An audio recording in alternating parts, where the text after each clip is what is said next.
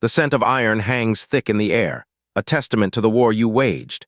The hatred of the demon clans is a cold, living thing now, seeping into the very stones of the sect.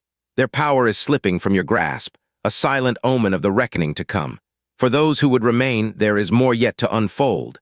Stand with the rebellion, take your place in the ranks. After a brief interlude, merit statistics proceeded in an orderly manner. Before long, the Heavenly Mechanism Pavilion Master held 2 scrolls in his hand. One was very thin, the other quite thick. He unrolled the thin scroll and said, "I will first announce the team merit rankings." The crowd was invigorated. The rankings were always divided into 2 parts. One was the individual merit ranking, the other was the team merit ranking. Teams ranking high on the list could enjoy special privileges. First, they were allowed to pick items from the team treasury. While it was far less valuable than the individual treasury, it still served as an additional reward.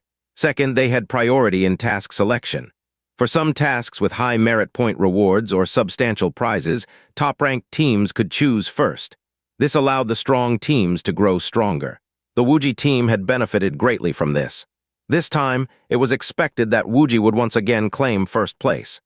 Li Xianxia stood with his hands behind his back, a trace of anticipation on his face. Each of our 7 members made significant discoveries. Our total merits finally exceeded 2,000. That's enough to redeem a bright light brocade robe from the team treasury. The 6 team members behind him were all excited.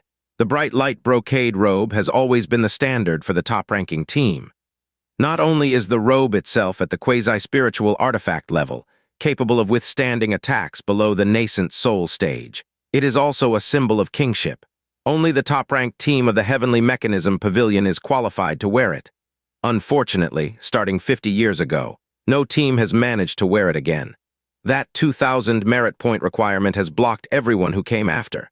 This time, under senior brother Li's leadership, our Wuji team has finally brought this kingly battle robe, which had been lost to the dust of 50 years, back to light. Although Li Xianxia maintained a composed exterior, he couldn't suppress the excitement in his heart. He didn't care about the material value of the robe. What he cared about was the immense honor it symbolized, a glory that conquered history and ascended to the pinnacle. At this moment, the Heavenly Mechanism Pavilion Master began to recite the list. This time, the number of teams totals 20. The senior disciples were slightly surprised.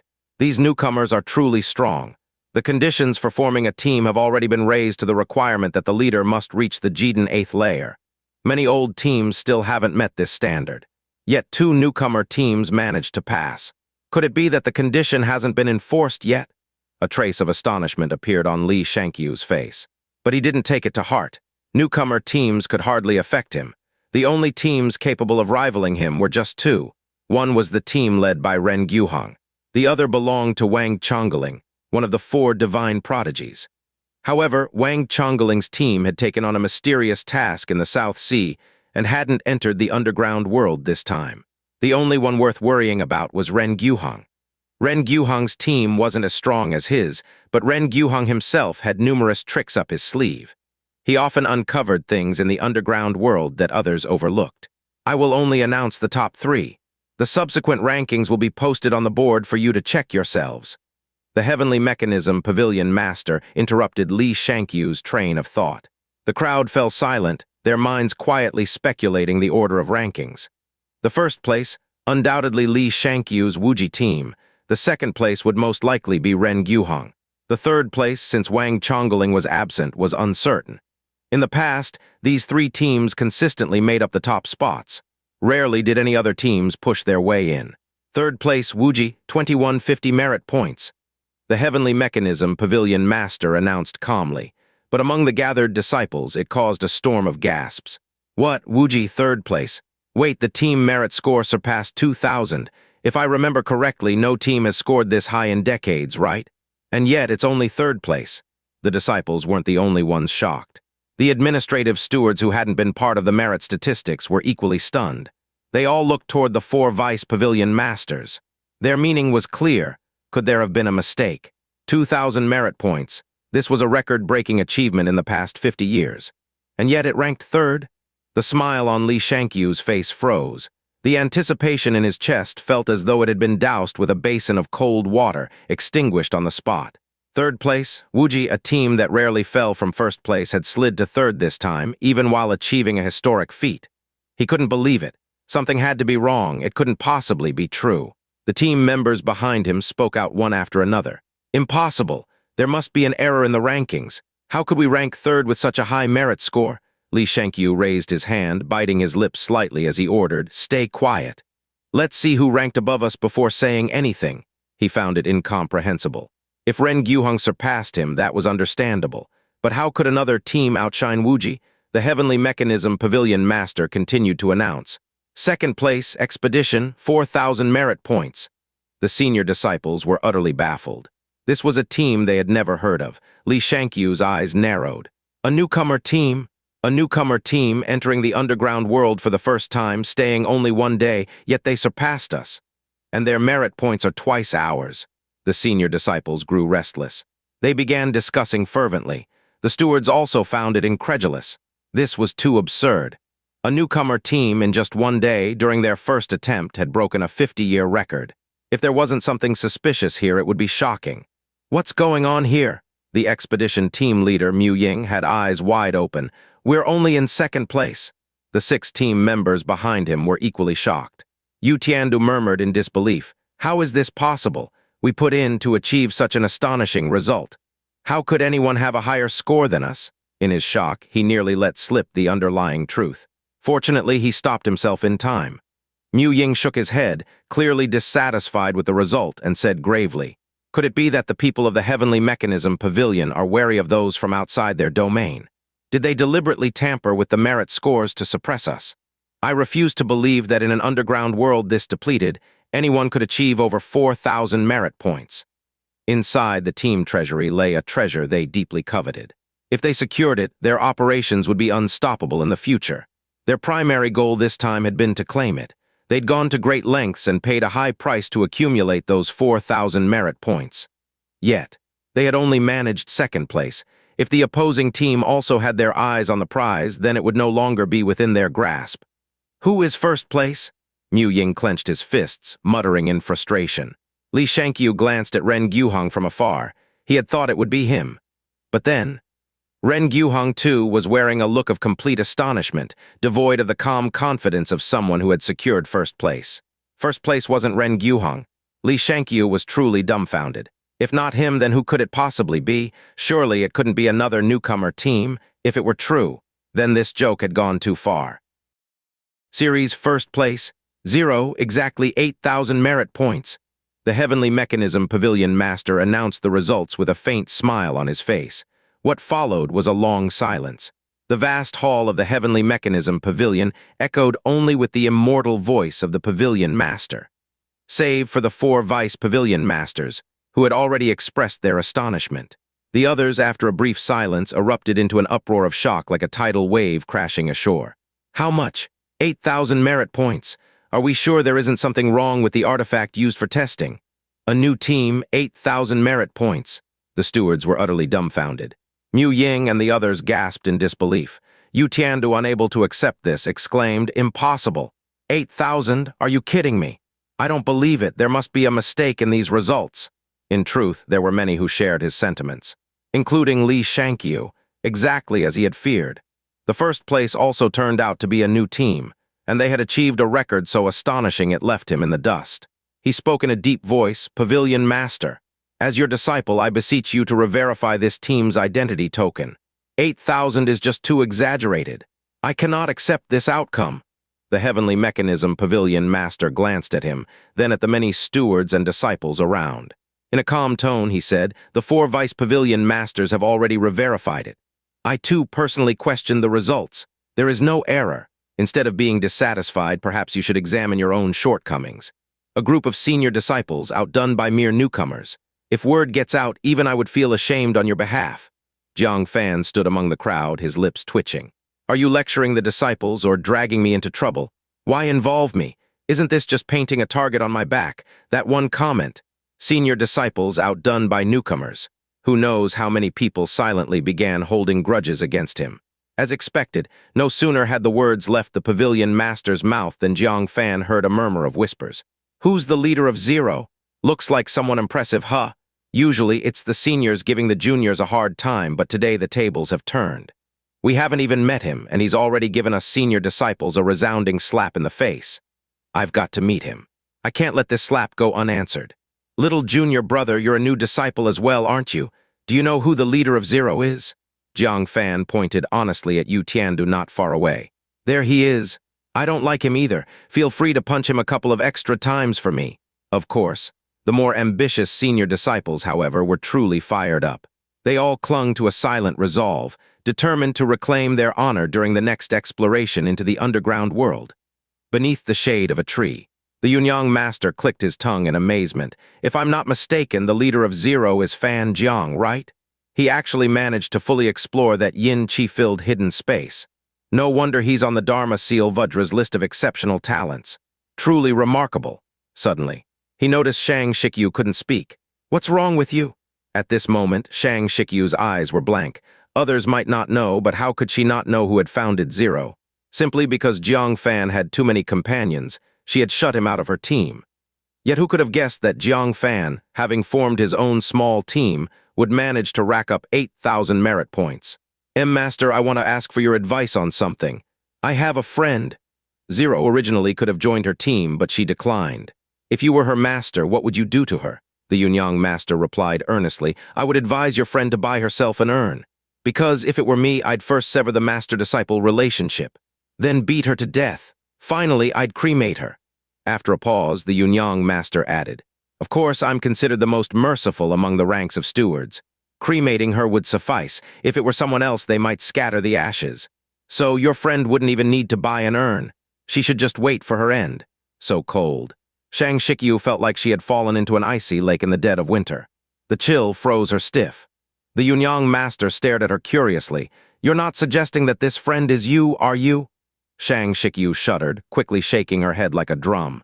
No, of course not. I really do have a friend like that. The Yunyang master looked at her with a sympathetic expression. Your friend is truly pitiful then. Who knows what unlucky steward or vice pavilion master has such a troublesome disciple?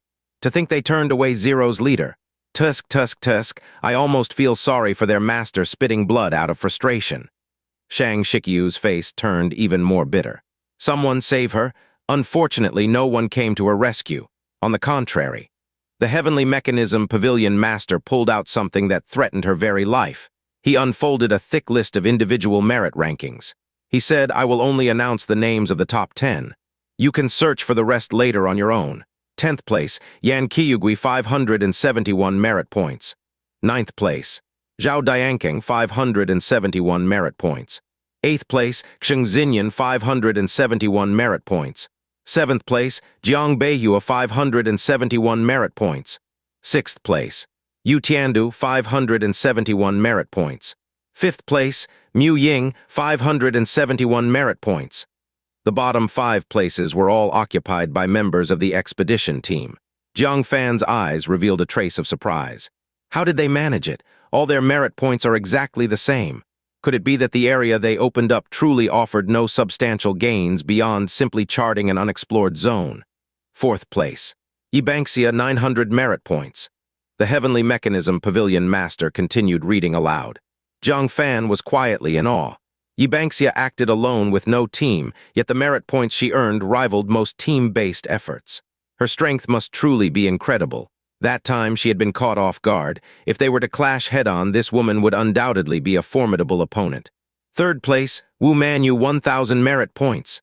2nd place, Ren Gyuheng 1,010 merit points. The latter had a mere 10 more points because of a single dragon blood lotus seed. A single seed earned only 10 merit points. It became clear just how minimal the value of treasures converted into merit points really was. No wonder Jiang Fan's treasures, worth 4,000 merit points, had caused such a commotion. The first place had yet to be announced. But it was obvious. The answer was none other than Zero's leader. The stewards craned their necks, eager to know the specific name of this individual. Among the newcomers, Jiang Fan, Liang Feiyan, and a few other female disciples were left. Exactly which one of them it was remained uncertain. Only the 4 vice pavilion masters knew the truth. They all looked toward the Yunyang master, thinking about how soon the Yunyang master would be proudly introducing this as his disciple made them uncomfortable. Yunzi sneered. What a stroke of dumb luck. Gu Huexi snorted softly. Seems like the ancestral graves are smoking heavily. Yi Kangyun kept his face taut. Guess all his luck for the next life is used up now. Chen Zhengdao cast a sidelong glance and muttered, out of sight, out of mind. The Yunyang master seemed to sense something. Looking puzzled, he remarked, how odd. Why does Deputy Pavilion Master Chen look so unhappy? If I had a disciple like this, I'd be jumping for joy. Yet he looks like someone owes him money. Shang Shikyu watched as the Pavilion Master was about to announce the name. The truth that Jiang Fan was Fan Jiang was about to be unveiled to her master. Initially, she had wanted to tease her master. Now, it felt like gambling with her life. Once her master found out, she had rejected Jiang Fan, who then proceeded to bring other disciples to soar to great heights. She might as well prepare to be cremated right now. She could only confess honestly before the name was announced. Master, I have good news and bad news. Which would you like to hear first? Shang Shikyu asked cautiously. Clan Yunyang gave her a suspicious look. What trick are you up to now? Quiet down, listen to the Pavilion Master's announcement of the list. Shang Shikyu was anxious. It's still possible to confess now and receive leniency. Once our master figures it out on his own, all will be over. Master, you should choose one quickly. Yunyang frowned slightly. Let's hear the good first. Your good news may not be good, but the bad news is definitely bad. I'm not in a good mood and can't handle any shocks right now. Let me hear some good news to ease into it. Shang Shikyu quickly said, Master, you have a new disciple named Jiang Fan, remember? Yunyang rolled her eyes at her. Nonsense. Weren't you the one who recruited him on my behalf? Speaking of, where is he? He should have come up long ago. Why hasn't he come to see me, his master? Shang Shikyu's hands interlocked nervously, her eyes darting away. You've already met. Yunyang was puzzled. When? Why do I have no impression at all? Shang Shikyu felt even guiltier. Master read Fan Jiang's name backward once. Yunyang said without thinking. Fan Jiang, Jiang Fan, Jiang Fan. Her eyes widened and she grabbed Shang Shikyu's arm, shaking it vigorously like a sieve. What did you say? Fan Jiang is Jiang Fan? He's my new disciple. Shang Shikyu was shaken to the point of losing her soul and quickly said, Yes, yes, disciple wanted to give you a surprise. Master, are you happy? How could Yunyang not be happy? She cheered with delight. Oh my, am I dreaming? Jiang Fan is my new disciple. This is too fantastic. The Dharma Seal Vudra's conversion list actually left one for me to be my disciple. Such incredible luck has finally come my way. His first time in the underground world and he earned 8,000 merits. My other disciples can also follow him. Wait. The smile on her face suddenly froze. Turning her head stiffly, she slowly looked at Shang Shikyu. Did you just say that you had a friend who turned Fan Jiang away, which made him form a new team and take someone else's disciples to soar? Shang Shikyu shrank her neck, quietly retreating backward. Embarrassed, she said, That's the bad news I was talking about. That friend is actually me. Master, you won't be angry, right? Yunyang shook her head. I am not angry. I just want to beat you. With a whoosh, her jade face was filled with anger as she rushed over. You ungrateful disciple. I helped clean up after you in the underground world. And you cut off my path. 8,000 merits, 8,000 merit members, you just handed them over to other disciples. I'll beat you to death. Shang Shikyu hugged her head, running and screaming. Murdering your own disciple. My master has gone mad, someone stop her. The managing officials looked confused. While the 4 vice pavilion masters all showed a leisurely expression, serves her right. The heavenly mechanism pavilion master gave them a puzzled glance. Then continued reading. First place, Jiang Fan, 8,000 merits. He smiled and looked at Jiang Fan in the crowd, saying, Jiang Fan is still a newcomer, yet he achieved such results on his first descent into the underground world. Look at yourselves, don't you feel ashamed? Jiang Fan raised an eyebrow. Here we go again. Thank you very much. If you don't stir up hatred for me, you won't be satisfied, huh? He quickly interrupted. Thank you for your praise, Pavilion Master. May I ask, Pavilion Master, can I go to the treasure vault to exchange items now? The heavenly mechanism Pavilion Master smiled faintly, ceasing his speech, saying, with the identity token in hand, one can head to the treasure vault. All right, everyone, check your merits. Once confirmed, you can head to the treasure vault. Dismissed. The last word was still in his mouth. Jiang Fan was already making his escape, but he had only taken a few steps when a hulking figure in a red robe blocked his path. 6 more red-robed figures surrounded Jiang Fan in a crescent shape. Junior brother Jiang, you've made such remarkable contributions. Won't you share your experience with the senior brothers? Li Shangyu spoke of communication, but his face was extremely gloomy. The limelight today was entirely taken by Jiang Fan alone. Jiang Fan sighed helplessly but had nothing to fear, saying, "Pick a place.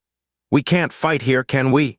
Reasoning with these self-righteous individuals was less effective than using fists.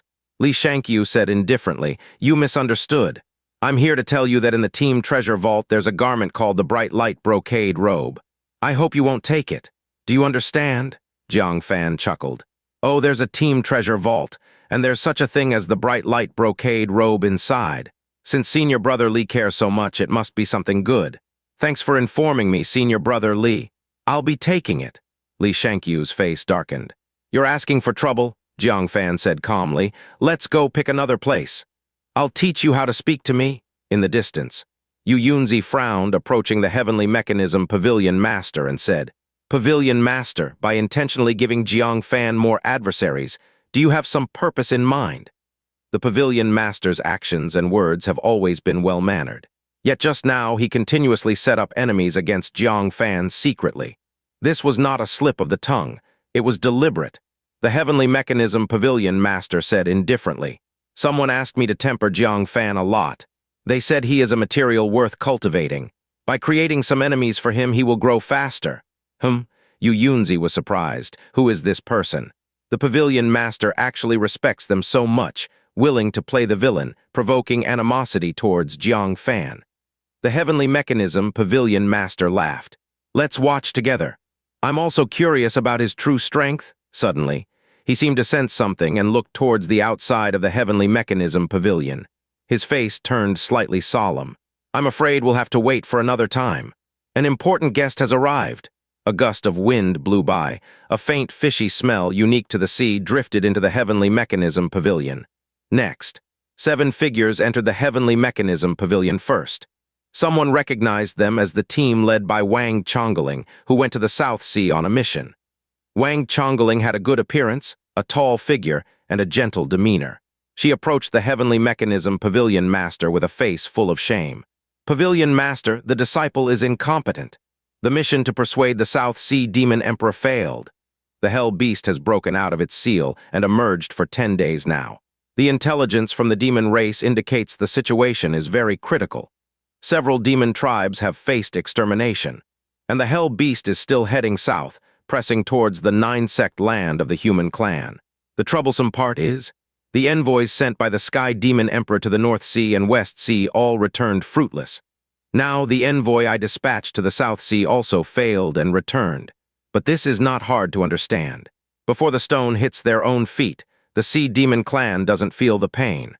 The 4 Sea Demon Emperors naturally do not want to risk dealing with the Hell Beast." The heavenly mechanism Pavilion Master looked outside the hall and asked, "Those who came with you are the Princess of South Sea, and her close friend, the East Sea Third Princess." Jiang Fan heard the words East Sea Third Princess from afar. His face turned green on the spot. Fan remembered her deeply. He discreetly stepped back behind the crowd to avoid being spotted by her. The disciples of Heavenly Mechanism Pavilion curiously looked toward the hall's entrance. Though the pavilion bordered the South Sea, there had been little interaction with the South Sea Demon clan. It had been at least 100 years since the South Sea Demon clan last visited the continent. For the current generation of Heavenly Mechanism Pavilion disciples, none had ever seen sea demons. The scent of the sea grew heavier by the moment. 2 groups of sea demons entered the hall, one after the other. In the lead were the South Sea Demon clan. Compared to humans, their figures were half a head shorter, their piercing eyes making them appear compact and nimble. They carried a carriage adorned with corals and agates. Inside sat a graceful young beauty with a colorful patch of fish scales covering her forehead. Appearing around 20 years old, she faintly exuded the aura of 9th layer of core formation perfection. She was the South Sea Princess. When the carriage stopped, a servant lifted its curtain, and she gracefully bent her waist and stepped out. A face so delicate and flawless, as though carved by a masterful artisan, elicited gasps of admiration. Most people's impression of the Sea Demon clan was that of strange and grotesque creatures. Finding one that even remotely resembled a human was rare. No one had expected the South Sea Princess to be this beautiful. At this moment, Liang Feiyan squeezed his way over, winking and making faces. "Junior brother Jiang, do you think I stand a chance to become the Sea Demon clan's prince consort?" Jiang Fan glanced at him and replied, speechless. For this South Sea Princess, your chances are slim. As for that East Sea Third Princess, live well, why rush to seek death? Liang Feiyan looked puzzled. The East Sea Third Princess sounded pretty awful, didn't she? Curious, he glanced at the group of demons trailing behind. He saw that they were a group of visibly larger and bulkier East Sea Demon Clan members carrying a massive seashell. Inside reclined a stunning beauty with a graceful figure, long jade-like legs, and an alluring form. She wore a flowing pink gown, her jet-black hair cascading loosely, with a coral hairpin tucked near her ear. Her skin was as fair as white jade. Her dazzlingly beautiful face shimmered under the sunlight. Liang Feiyan was dumbstruck. Junior brother Jiang, this East Sea Third Princess, she's a divine beauty, isn't she? Are you trying to dampen my hopes because you're jealous of my luck? No response came from Jiang Fan. Turning his head, Liang Feiyan saw Jiang Fan frowning deeply, staring fixedly at this East Sea Third Princess. What's wrong with you? Liang Feiyan asked in confusion. Jiang Fan replied in a grave tone, stay away from her. This East Sea Third Princess, something's off. The real East Sea Third Princess. Jiang Fan knew her so well he could recognize her even if she were reduced to ashes. Such a giant figure, there'd even be a mountain of ashes left behind. How could it possibly be this ethereal beauty before him? South Sea Princess Zuzhan, sent by the South Sea Demon Emperor to greet the Heavenly Mechanism Pavilion Master. East Sea Third Princess Coral, sent by the East Sea Demon Emperor to greet the Heavenly Mechanism Pavilion Master. The Heavenly Mechanism Pavilion Master felt astonished. Since the South Sea and East Sea Demon Emperors had refused to take action against the Hell Beasts, why were they sending royal princesses to visit? His eyes flashed slightly, and he greeted warmly, honored guests of the Sea Demon clans. There's no need for formalities. Please follow me to the guest hall. However, the East Sea Third Princess suddenly gave the disciples of Heavenly Mechanism Pavilion a meaningful glance and said, Pavilion Master, I'd like to ask about someone. The Heavenly Mechanism Pavilion Master raised an eyebrow slightly. This line, it sounded all too familiar. First Gu Ziner, then Dharma Seal Vajra. And now the East Sea Third Princess. When did the Heavenly Mechanism Pavilion become a place for tracking people? He probed, whom would you like to find? The East Sea Third Princess parted her alluring red lips and enunciated clearly, Jiang Fan. It really was him. The Heavenly Mechanism Pavilion Master's eye twitched. What had Jiang Fan done among the demons? The Jiangshan first-class building was looking for him, the White Horse Temple was also searching for him, and now even the East Sea Demon Clan was involved. Is Jiang Fan here? The Heavenly Mechanism Pavilion Master looked around the room. From the back of the crowd, a nasal reply came. Jiang Fan is not here. However, Jiang Fan had just been the center of attention. Everyone knew who he was. There was no way he could hide. The crowd parted, revealing Jiang Fan crouched on the ground, pinching his nose while responding. The Heavenly Mechanism Pavilion Master paused for a moment before lightly reprimanding, show some respect. Come forward. Jiang Fan had no choice but to step forward with resignation. He cupped his hands and said, Greetings to Princess of South Sea. Greetings to... He gazed at the stunning, high-born beauty dressed in pink, his eyes filled with vigilance. After deliberating, he chose to inform the Heavenly Mechanism Pavilion Master. The Pavilion Master had been the one who rescued him from the Demon Clan. He had also arranged for Su Yoren, Liu Qingxian, and Chen Silin's safety. Now aware that the East Sea Third Princess was a counterfeit and could pose a threat to the Heavenly Mechanism Pavilion Master, how could he not report the truth? Pavilion Master. Jiang Fan leaned closer to the Heavenly Mechanism Pavilion Master and whispered, Be cautious. The East Sea Third Princess is an imposter. I've seen the real one. She is nothing like the person before us. What? The Heavenly Mechanism Pavilion Master's heart jolted. He immediately trained his eyes, faintly swirling with thunder arcs on the East Sea Third Princess. But before he could voice his suspicions, the East Sea Third Princess calmly opened her palm. A faint golden scale briefly flashed within her hand. The Heavenly Mechanism Pavilion Master's pupils contracted. The golden scale in her palm was a unique mark of the East Sea Pearl Demon Emperor. If she were the East Sea Pearl Demon Emperor, then the South Sea Princess must be. The latter blinked at the Heavenly Mechanism Pavilion Master, revealing emerald green pupils.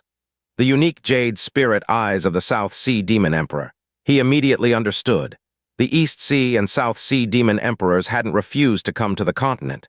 Rather, they had their reasons for not openly venturing forth. Thus, under the guise of their daughters, they discreetly made their way here. Feeling both thrilled and apprehensive, he adjusted his tone and bowed. East Sea Demon. Quickly, he corrected himself. East Sea Demon Clan Princess, South Sea Demon Clan Princess. This is not the place for discussion. Please follow me to the main hall. The Pearl Demon Emperor gave Jiang Fan a glance and said, Summon young Master Jiang as well. I have matters to discuss with him. The Heavenly Mechanism Pavilion Master was inwardly surprised. What had Jiang Fan done to leave such an impression on the East Sea Demon Emperor? This was a woman who commanded the vast East Sea and was notoriously proud. He nodded, Jiang Fan, come along. What was going on? Jiang Fan was bewildered. He had clearly stated that the East Sea Third Princess was a fake, yet the Heavenly Mechanism Pavilion Master not only ignored it but warmly welcomed them. Could it be that the Pavilion Master knew her true identity and believed she posed no danger? He shrugged slightly and decided not to overthink. After all, he had already disclosed the truth to the Pavilion Master. If the Pavilion Master chose to act oblivious, he must have his own reasons. Still, what did this fake East Sea Third Princess want with him?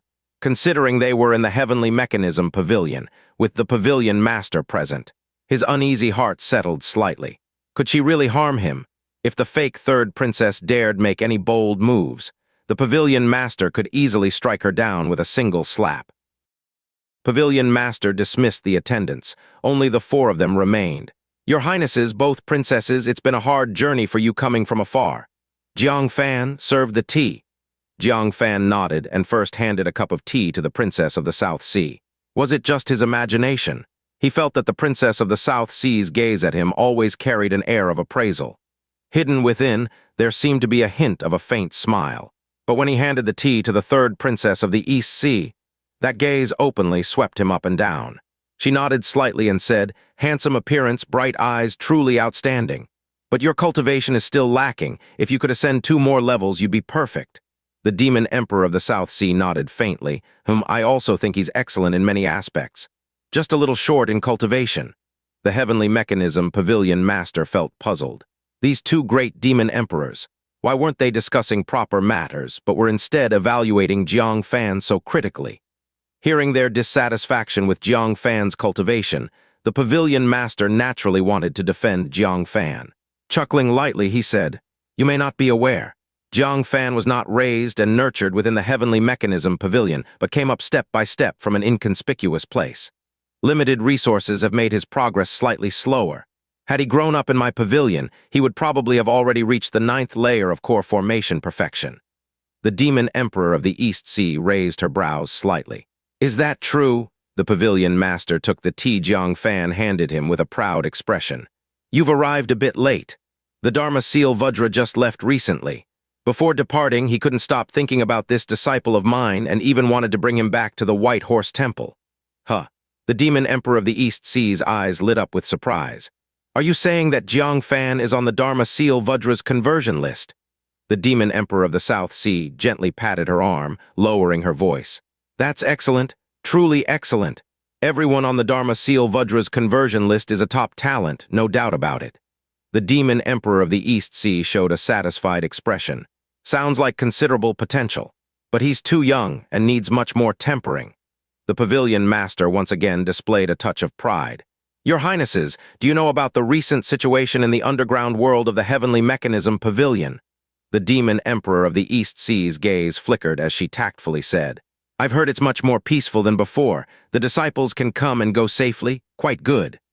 Jiang Fan silently praised this faux princess's skill with words, to describe having nothing at all so elegantly.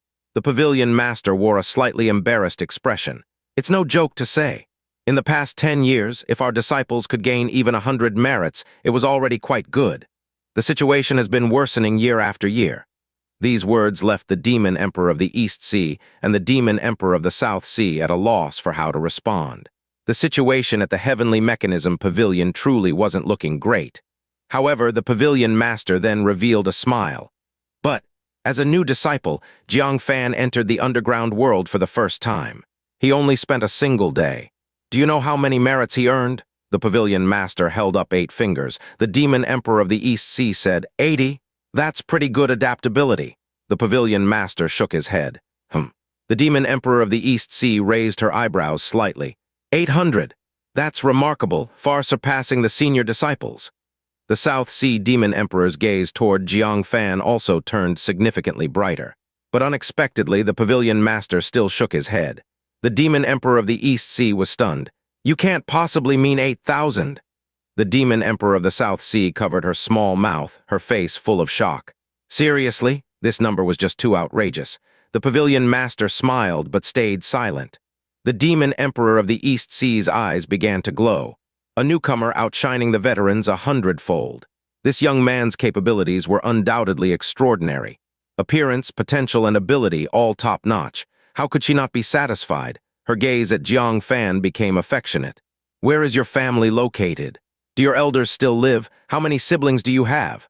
Jiang Fan was puzzled. How had the conversation drifted to his family? He looked at the pavilion master in confusion, but the latter's gaze was flickering. Suddenly, he understood the intentions of the two female demon emperors. They were assessing a potential son-in-law. For a moment, he didn't know whether to feel happy or troubled. Happy because becoming the Sea Demon clan's son-in-law could save him 20 years of effort. Troubled because his fiancées and concubines were unlikely to gain the Sea Demon clan's approval.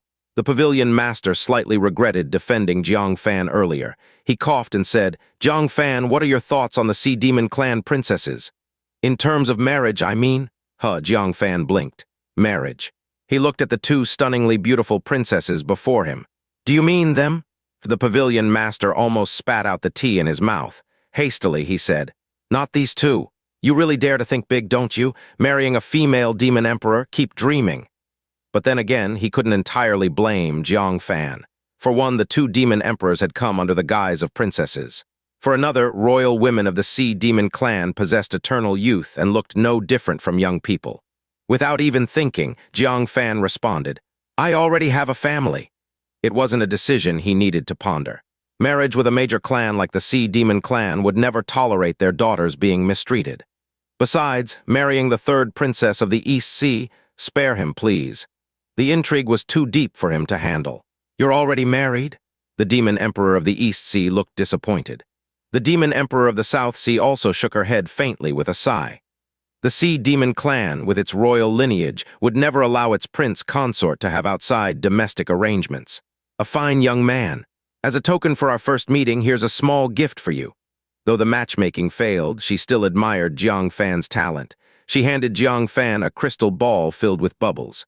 Do visit the East Sea sometime. Crack this crystal ball and you can ride the bubbles to enter the seabed. This was a priceless item, comparable to a water-repelling pearl. The difference was that a water-repelling pearl could be reused, whereas the bubble was single-use.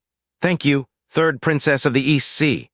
Jiang Fan accepted the bubble, still confused about what purpose the third princess had in summoning him. In the hall, after this episode, the Demon Emperor of the East Sea finally moved on to the main topic, adopting a serious tone. Pavilion Master, the reason why the old Dream Demon Emperor and I declined your invitation earlier was due to Sanking Mountain spreading the word, forbidding our Sea Demon clan from aiding your continent. Thus, we couldn't openly come. We could only resort to this subterfuge and secretly join forces to rush here. The Pavilion Master suddenly understood, but was still puzzled. Sanking Mountain and my heavenly mechanism pavilion have no past grievances. Why are they targeting us? The old Dream Demon Emperor sighed and said, The issue lies with the Sky Demon Emperor. Last time when the Tiger Demon Emperor's mansion opened, Xianxia from Sanking Mountain brought his disciples and friends here. The Sky Demon Emperor acted overbearingly and stirred trouble with them. Now that the Hell Beast is wreaking havoc, Sanking Mountain has seized this chance for revenge. Understanding the cause, the Pavilion Master slammed the table, eyes flashing with anger. That Sky Demon Emperor. Does he really think our continent is still what it once was? In the past, the Heavenly Mechanism Pavilion had nascent soul middle-late stage experts, while the demon race had the Tiger Demon Emperor to guard them. People from Taikang State naturally didn't dare act recklessly, but now those days were long gone. The Sky Demon Emperor thought himself untouchable as the local tyrant. And now, when problems arose, others were taking advantage of the situation to kick them while they were down. The Demon Emperor of the East Sea waved her hand. Let's not dwell on such discouraging topics. Once the Hell Beast finishes ravaging the continent, it will undoubtedly turn to the vast sea next. None of us will escape. Of the 4 major Sea Demon clans' demon emperors, aside from the North Sea Demon clan being tied down by an ongoing assault from mysterious creatures, leaving them unable to assist, the other 3 demon emperors are all here. The demon emperor of the West Sea should currently be on their way. The pavilion master stood and bowed deeply in gratitude. The righteousness of the 3 demon emperors is immeasurable. He had expected their absence to be due to avoiding harm to their roots. To his surprise, their perspective was so grand. The demon emperor of the East Sea waved her hand. Mutual dependence in dire straits, that's all. Over the next few days, we'll stay at the Heavenly Mechanism Pavilion while waiting for the demon emperor of the West Sea. When the time comes, with all forces assembled, we'll confront the Hell Beast immediately. She paused, then said, "Additionally, we've already dispatched strong cultivators from the East and South Seas to investigate the Hell Beast's whereabouts. But your pavilion must act as well. From the reports we've received, this Hell Beast is exceptionally cunning and unpredictable. Our Sea Demon clan's agents are ultimately limited in their ease of movement on the continent. So, the pavilion master said, rest assured, it is our duty to do our part. I'll issue tasks shortly, directing our disciples to patrol the borders between the human clan and the demon race." The demon emperor of the East Sea nodded slightly. She then seemed to recall something, her expression turning hesitant as she said, "Pavilion Master, I have an unpolished request. Could I borrow the site where you once underwent your tribulation?" Pavilion Master's thoughts turned, and he suddenly understood. The Sea Demon clan's demon emperor differed from the human clan's nascent soul cultivators and the continent demon emperor. Their demon emperor status was more reliant on royal bloodline. They had not undergone the cleansing of heavenly tribulation. Thus, in terms of physique, they were naturally weaker than the other 2. Now, with the great battle looming, fraught with unpredictable dangers, the East Sea Demon Emperor wanted to use the remnants of tribulation thunder lingering in the tribulation land to temper his body. This place was originally not open to outsiders, but with 2 demon emperors offering such righteous assistance, what more could he say? Of course, no problem. Old Dream Demon Emperor, you should go along too. Upon hearing this, the South Sea Demon Emperor smiled gratefully. Thank you, Pavilion Master. The 2 promptly prepared to leave together. The Heavenly Mechanism Pavilion Master suddenly slapped his forehead as if recalling something and said, "Wait a moment, you 2. Some of the disciples in my pavilion have previously gained the chance to train in the Tribulation Land. They may go over at any time. The area of the Tribulation Land is not large. If any disturbances arise that inconvenience you 2 demon emperors, I kindly ask for your patience and understanding." The East Sea Demon Emperor laughed and said, "What effect could that possibly have? Let's head over." Outside the hall, the disciples had already dispersed. Only Master Yunyang, along with Jiang Linyuan and others, as well as the team members, anxiously waited outside the hall. "Sorry to have worried you, Master." Jiang Fan approached Yunyang with embarrassment and said, "I didn't intentionally deceive you. It was senior brother and senior sister. Us senior sister Shang, what happened to you?" He was stunned to find Shang Shikyu's nose bruised and swollen, her appearance utterly pitiful. Jiang Linyuan and the others were also as silent as cicadas in winter. No trace of their earlier boldness to tease the master could be seen. Yunyang's face was originally cold, but seeing Jiang Fan arrived, her expression immediately turned from stormy to sunny. "How could I blame you? Having you as a disciple brings me joy beyond measure. Quickly come back with me and tell me all about your experiences in the underground world." Feeling Yunyang's enthusiasm, Jiang Fan smiled helplessly and said, "Master, let me first settle things with the team. I'll return later to report everything to you." What was there left unsettled? The rewards from the team's treasure vault, who would have thought? Jiang Fan did not immediately call the team members to leave. Instead, he took out a handful of gleaming lotus seeds and distributed them one by one. Xianxian gets 1. Keoj gets 1. Senior brother Liang gets 1. Gu Zinner immediately widened her eyes in shock, internally exclaiming, Master, Master, look at what's in his hand, Dragon Heart Blood Lotus. This is worth a fortune, and he's actually just giving it away directly." The remnant soul in the hairpin couldn't help but express astonishment. This boy is truly generous to those around him. These lotus seeds are sought-after treasures even in Taekang state, impossible to buy no matter how wealthy you are. It was worth your fake tears and feigned misery to join his team. With just one Dragon Heart Blood Lotus seed, you've already recouped your losses. Gu Zinner was overjoyed. Heh, I got my hands on a Dragon Heart Blood Lotus seed for free. When he's dying someday and learns the truth, he'll be so angry he'll cough up blood. Thinking of this, she gleefully stretched out both her little hands. However, Jiang Fan gave her a strange look. What are you doing? Gu Zinner froze and said, Isn't this the distribution of Dragon Heart Blood Lotus seeds? Jiang Fan poked her forehead with annoyance. Did you achieve any contribution, and you're already dreaming of treasures? Let's talk after you've made a decent contribution. Nowadays, new members all want rewards without effort. Not only did she fail to get the lotus seed, she got poked on the forehead. This was infuriating. Gu Zinner stomped her little feet in a huff. It's just Dragon Heart Blood Lotus. I'm not even interested in it. HMPH? But Jiang Fan's next words made her perk up. Let's go head to the team treasure vault to choose goods. Gu Zinner snorted through her nose. I couldn't exploit your personal stash, but the team treasure vault's items are bound to include something for me, right? I'm determined to take advantage of you somehow. Watching them depart, Yunyang trembled with fury. Dragon Heart Blood Lotus seeds. Those are divine objects capable of raising the cultivation of all your senior brothers and sisters by an entire realm. They're all being given away to disciples from other teams. If only he were part of your team, you'd each have a seed to share. Previously sympathetic toward Xianxia, the senior brothers and sisters' eyes now turned red. They all glared at Xianxia in unison. Master, I think you were far too lenient in hitting junior sister. I'd like to add a punch. Master is excellent in every way, except for holding back when disciplining disciples. Allow me, the eldest disciple, to play the villain. Let's do it together and act on Master's behalf. Thus, blood-curdling screams echoed once again through the heavenly mechanism pavilion. Ah, murder. Someone's killing me. Quickly come and see, murder's happening. Sorry everyone, we're slaughtering pigs here. It'll be done soon, at the treasure vault.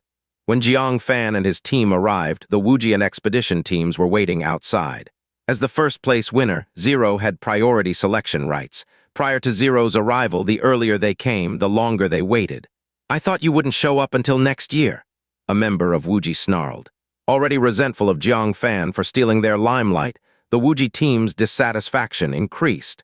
Li Shangqiu stared coldly at Jiang Fan and said, Jiang Fan, bright light brocade robe, my advice is don't touch it. If you insist on picking something, go for the moon realm those foreign prodigies have their eyes on. It's an artifact that enables communication across distances, times, and multiple users simultaneously. It has always been a must-have for teams. They've poured everything into trying to acquire the moon realm. He aimed to redirect trouble. Let Jiang Fan spend his merit points elsewhere. Then, when selecting the bright light brocade robe, Jiang Fan would have to abandon it due to insufficient merit points. Yu Tiandu wasn't having it. Senior brother Li, you're too wicked. Fine, if you go low, don't blame me for going high. Junior brother Jiang, bright light brocade robe is a pseudo-spiritual artifact capable of defending against attacks below nascent soul level. It's also a symbol of status. Picking it is the correct choice. The Wuji team collectively glared angrily at Expedition. Expedition members glared back in return. Jiang Fan rubbed his nose. He hadn't even decided what to pick yet. These two teams, however, had already meticulously vetted his options. All right, he'll take both. Under the watchful gaze of both groups, the Zero team of 5 entered the treasure vault. I'll take the moon realm and bright light brocade robes. Jiang Fan said directly to the master in charge of receiving them. The master, who had overheard the commotion outside, said with a hearty laugh, Never have I seen such mutual tattling between teams. All right, moon realm costs 4,000 merit points. Bright light brocade robes are 2,000 merit points each. You can only redeem 2 robes. Decide who gets the robes. Jiang Fan himself had armor and didn't need it. Which of you 4 wants it? Russell, Liu Qingxian, Xianxia, and Gu Zinner eagerly raised their hands. Liang Feiyan scratched his nose. Being a man, it naturally wasn't appropriate to fight with them for it. Jiang Fan nodded and said, All right, 1 robe each for Liu Qingxian and Xianxia. Gu Zinner protested angrily. What, not mine again? Jiang Fan eyed her and said, Aren't you pretty tough? You survived my 5 Thunder True Heaven Palm last time and were still lively enough to jump around. You probably don't need this. Right? The remnant soul in the hairpin laughed, so hard its sides ached. Gu Zinner's face turned beet red. She gritted her teeth and muttered, This insolent scoundrel, determined to stop me from getting any benefits.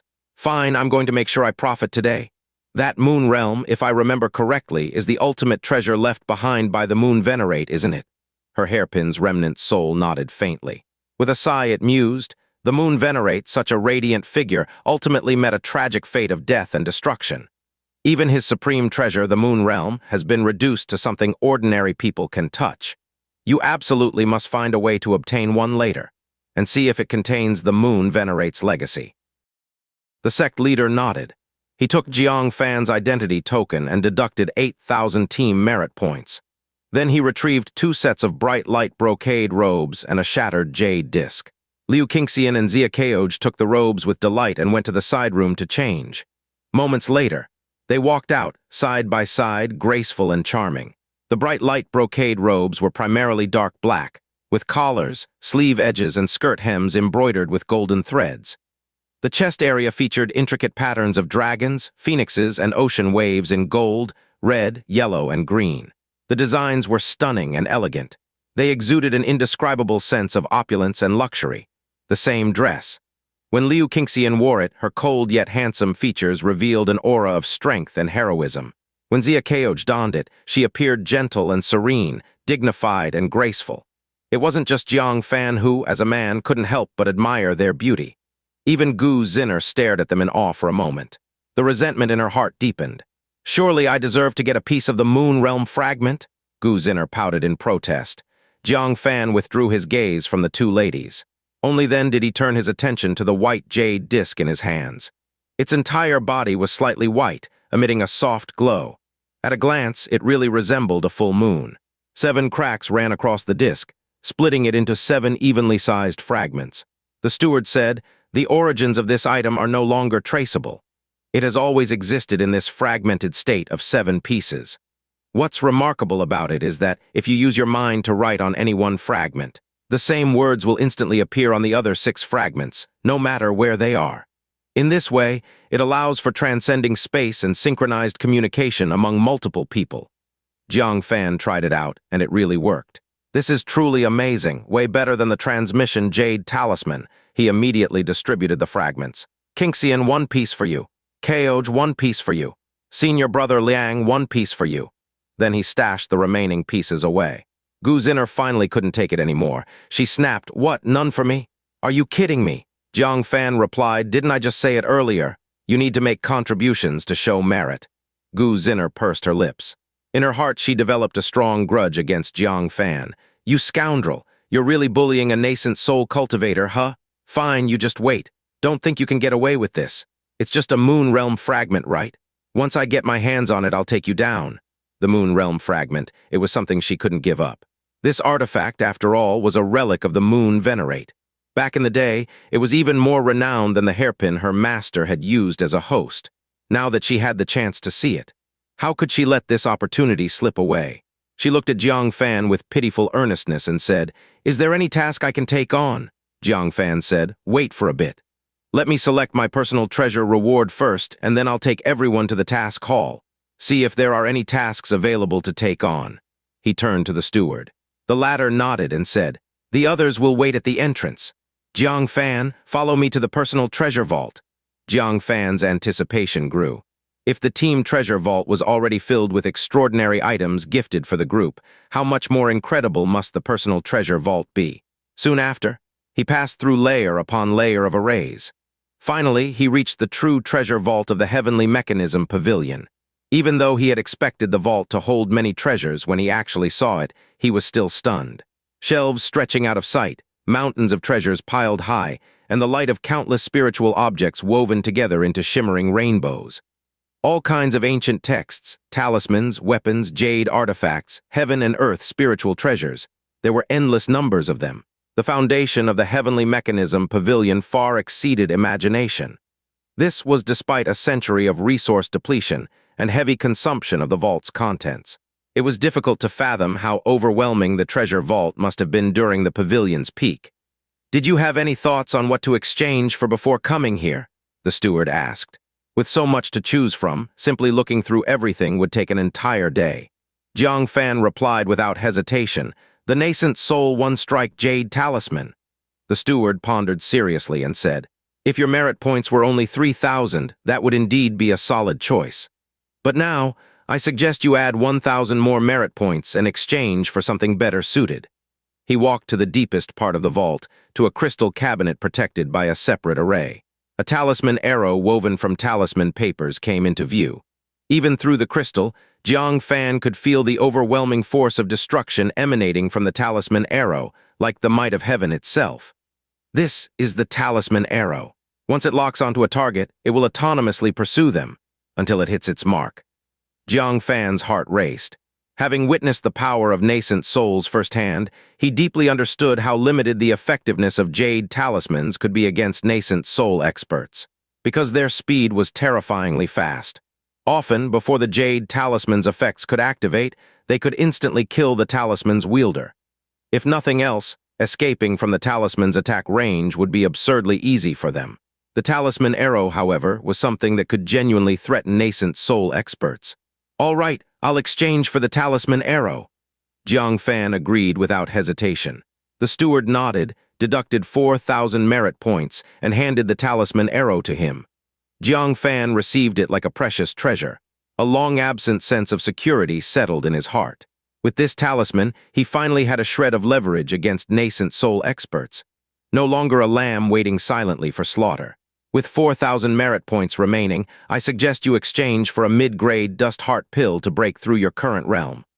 Jiang Fan thought briefly and said, "I'd like to exchange for another nascent soul one-strike jade talisman." He didn't lack resources for breakthroughs in his realm. Protective items like the nascent soul one-strike jade talisman were highly rare in the outside world. Since the opportunity was in front of him, he might as well grab another one.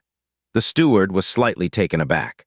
This guy, how many powerful enemies did he actually have? Was one talisman arrow not enough to keep him safe? But he didn't wish to interfere with the disciples' choices, so he promptly retrieved a jade box. Inside was sealed the nascent soul jade talisman. Jiang Fan happily accepted it, saying, "That leaves 1,000 merit points." For a moment, he wasn't sure what else to exchange for. Out of the blue, Jiang Fan noticed a section nearby filled with magic artifacts radiating spiritual pressure. He walked over and was mildly surprised. They were all spiritual artifacts. Unfortunately, they were mere fragments of spiritual artifacts. Despite their brokenness, their prices ranged from 1,000 merit points to tens of thousands. He was speechless. Who in their right mind would spend a hard-earned 1,000 merit points to exchange for useless spiritual artifact fragments? Just as his interest began to wane, a faint green glow caught his attention. He approached it. It was an emerald green ring. Extremely damaged, it had only the ring base and remnants of a green gemstone left. Looking at the marked price of 1,000 merit points, Jiang Fan said, "Steward, I want this ring." The steward walked over and glanced at it, advising, "Merit points are hard-earned. Don't waste them. This ring is severely damaged and serves no purpose besides containing a faint trace of energy." Jiang Fan firmly replied, "I want it." The steward opened his mouth. But seeing Jiang Fan's resolute attitude, he didn't try to dissuade him further. He deducted Jiang Fan's remaining merit points from his identity token, handed him the ring, and sighed, "You'll regret this." Jiang Fan received the ring. Excitement caused his hand to tremble slightly, turning the ring over. On its base was clearly engraved 3 large characters, "Infinite Ring." He felt his mouth go dry and his throat tighten. He couldn't believe it. He had so easily obtained a second infinite ring, at the base of that snow mountain cliff. Inside the nascent soul cave mansion, he had found an identical infinite ring. This ring possessed the miraculous ability to control gravity. Back then, when he was still in the Foundation establishment realm, facing Lengu at the 9th layer of core formation, he was on the brink of death. It was thanks to the ring's residual energy that he shattered Lengu. 6 months had passed since then, and now he had come across another one, and for only 1,000 merit points, it felt like a dream. But still, once the infinite ring's energy was depleted, it was extremely difficult to restore. Jiang Fan had exhausted his spiritual power, and all he managed to do was make the ring's color faintly shift. As a result, he had temporarily left the infinite ring unused, setting it aside. "Manager, does this infinite ring have a backstory?" Jiang Fan was curious. Why was one in the heavenly mechanism pavilion and another at the cliff base? Could there be some connection between the 2 rings? The manager stroked his beard and said, "The infinite ring is a mid-grade spiritual artifact." It was found decades ago on the body of a corpse in the 10th layer underground. When it was discovered, it was already heavily damaged and barely recognizable. According to records, this ring was the life-bound magical treasure of a pair of late-stage nascent soul Tao companions from a century ago. The rings were divided into yin and yang rings with a total of 2 pieces. Individually, they are mid-grade spiritual artifacts, but when activated together, their combined power ranks among the top of mid-grade spiritual artifacts. At that time, that pair of Tao companions relied on the 2 infinite rings to sweep through their enemies, making a name for themselves. However, the 2 eventually parted ways for reasons unknown. One of them entered the 10th layer of our heavenly mechanism pavilion's underground world to explore. When her body was found, it was decades later. Not only had she perished and her Tao dissolved, but the infinite ring she held had also been shattered by some unknown force. Jiang Fan nodded silently to himself. The timeline matched up. That cave mansion also dated back a century. Suppressing the excitement in his heart, he said, "Thank you, Senior, for sharing this knowledge. Junior will take his leave now." He couldn't wait to test it out back home, to see if he could guide the energy from the damaged ring into the empty infinite ring. If he succeeded, he'd have one more trump card in his hand. As he turned to leave, he suddenly noticed a row of crystal cabinets not far away, flickering with an eerie red glow. Upon closer inspection, the crystal cabinets were lined with several sealing talismans. Moreover, an array had been set up specifically for it. When he looked at the price tag beside it, Jiang Fan nearly bit his tongue. 100,000 merit points. Is there a goddess inside or something? After all his painstaking efforts, he had only earned 8,000 merit points so far. Even if he were to continue his streak of luck in discovering 2 hidden spaces every month, he wouldn't be able to gather that much in an entire year. Who could even afford that? The manager also showed a bitter smile. Indeed, 100,000 merit points, even in the glory days of the Heavenly Mechanism Pavilion, was an astronomical number. Nowadays, even if you accumulated your entire lifetime's earnings, it would still be challenging to reach that amount. However, the item inside is actually worth far more than 100,000 merit points. Jiang Fan grew intensely curious. Even 100,000 merit points underestimated its value. What's inside? Looking through the crystal cabinet, he vaguely made out a pitch-black jade bottle. It was only the size of a palm.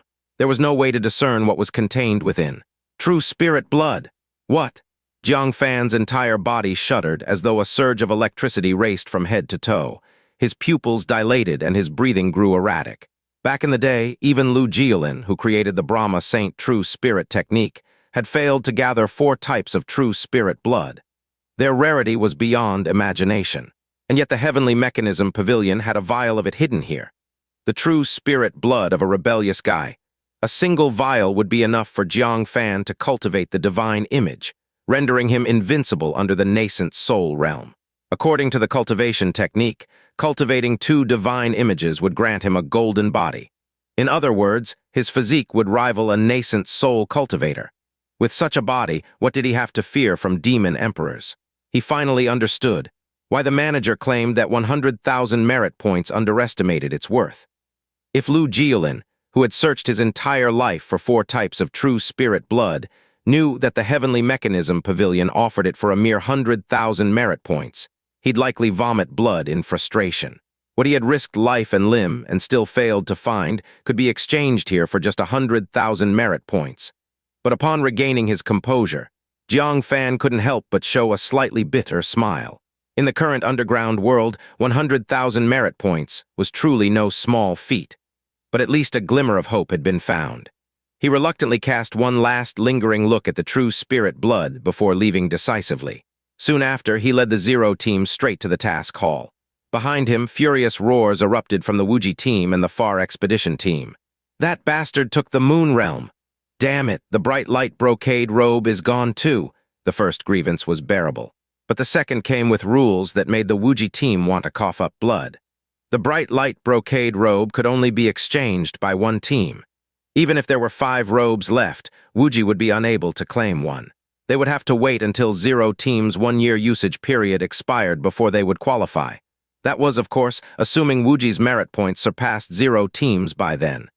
Jiang Fan! Li Shangyu roared with fury. As for Jiang Fan, he appeared inside the bustling main hall of the task hall. Many disciples were accepting tasks, their expressions particularly grim. Jiang Fan appeared puzzled. Suddenly spotting Ren Guheng, he called out, "Brother Ren, has something happened?" When Ren Guheng saw Jiang Fan, his eyes lit up and he said, "Junior brother Jiang, the pavilion master has suddenly issued an ultra-dangerous task. Only disciples at the 7th layer of core formation or above are eligible to accept it. The task is to search for traces of the Hell Beast, with a reward of 10,000 merit points. If discovered by one individual, they will claim all 10,000 merit points. If discovered by multiple individuals simultaneously, the points will be divided among them. I've teamed up with Wu Manyu. Junior brother Jiang, would you like to join us?" Although Jiang Fan was still at the 6th level of core formation, his resourcefulness and cleverness would far exceed the contributions of some 9th-layer companions in such a mission. Moreover, this task was exceedingly dangerous. A poor choice of companions could easily drag one into deadly peril. Thus, Ren Guheng sincerely extended the invitation to Jiang Fan. Jiang Fan frowned in thought. He would naturally prefer to bring the Zero team along, but after some calm analysis, he dismissed the idea. Tracking a Hell Beast was unimaginably perilous. It required the combined efforts of humans and demons, led by one nascent soul cultivator and 5 demon emperors, to deal with. Without exceptional escape skills, survival was highly unlikely. Jiang Fan himself might not even be able to preserve his own life. How could he look after others in such conditions? More importantly, the reward was shared among all participants. For Jiang Fan to complete it alone meant the points would remain the same. Bringing the team along would only dilute the reward. Ren Guheng likely hadn't brought his own team along for the same reason. Therefore, after brief consideration, Jiang Fan replied, "All right. When are we departing?" Ren Guheng beamed with joy and said, "As soon as we've accepted the task, we're good to go. However, for such a dangerous venture, Wu Manyu and I both need a day to prepare ourselves." Sharpening the axe doesn't delay the woodcutter.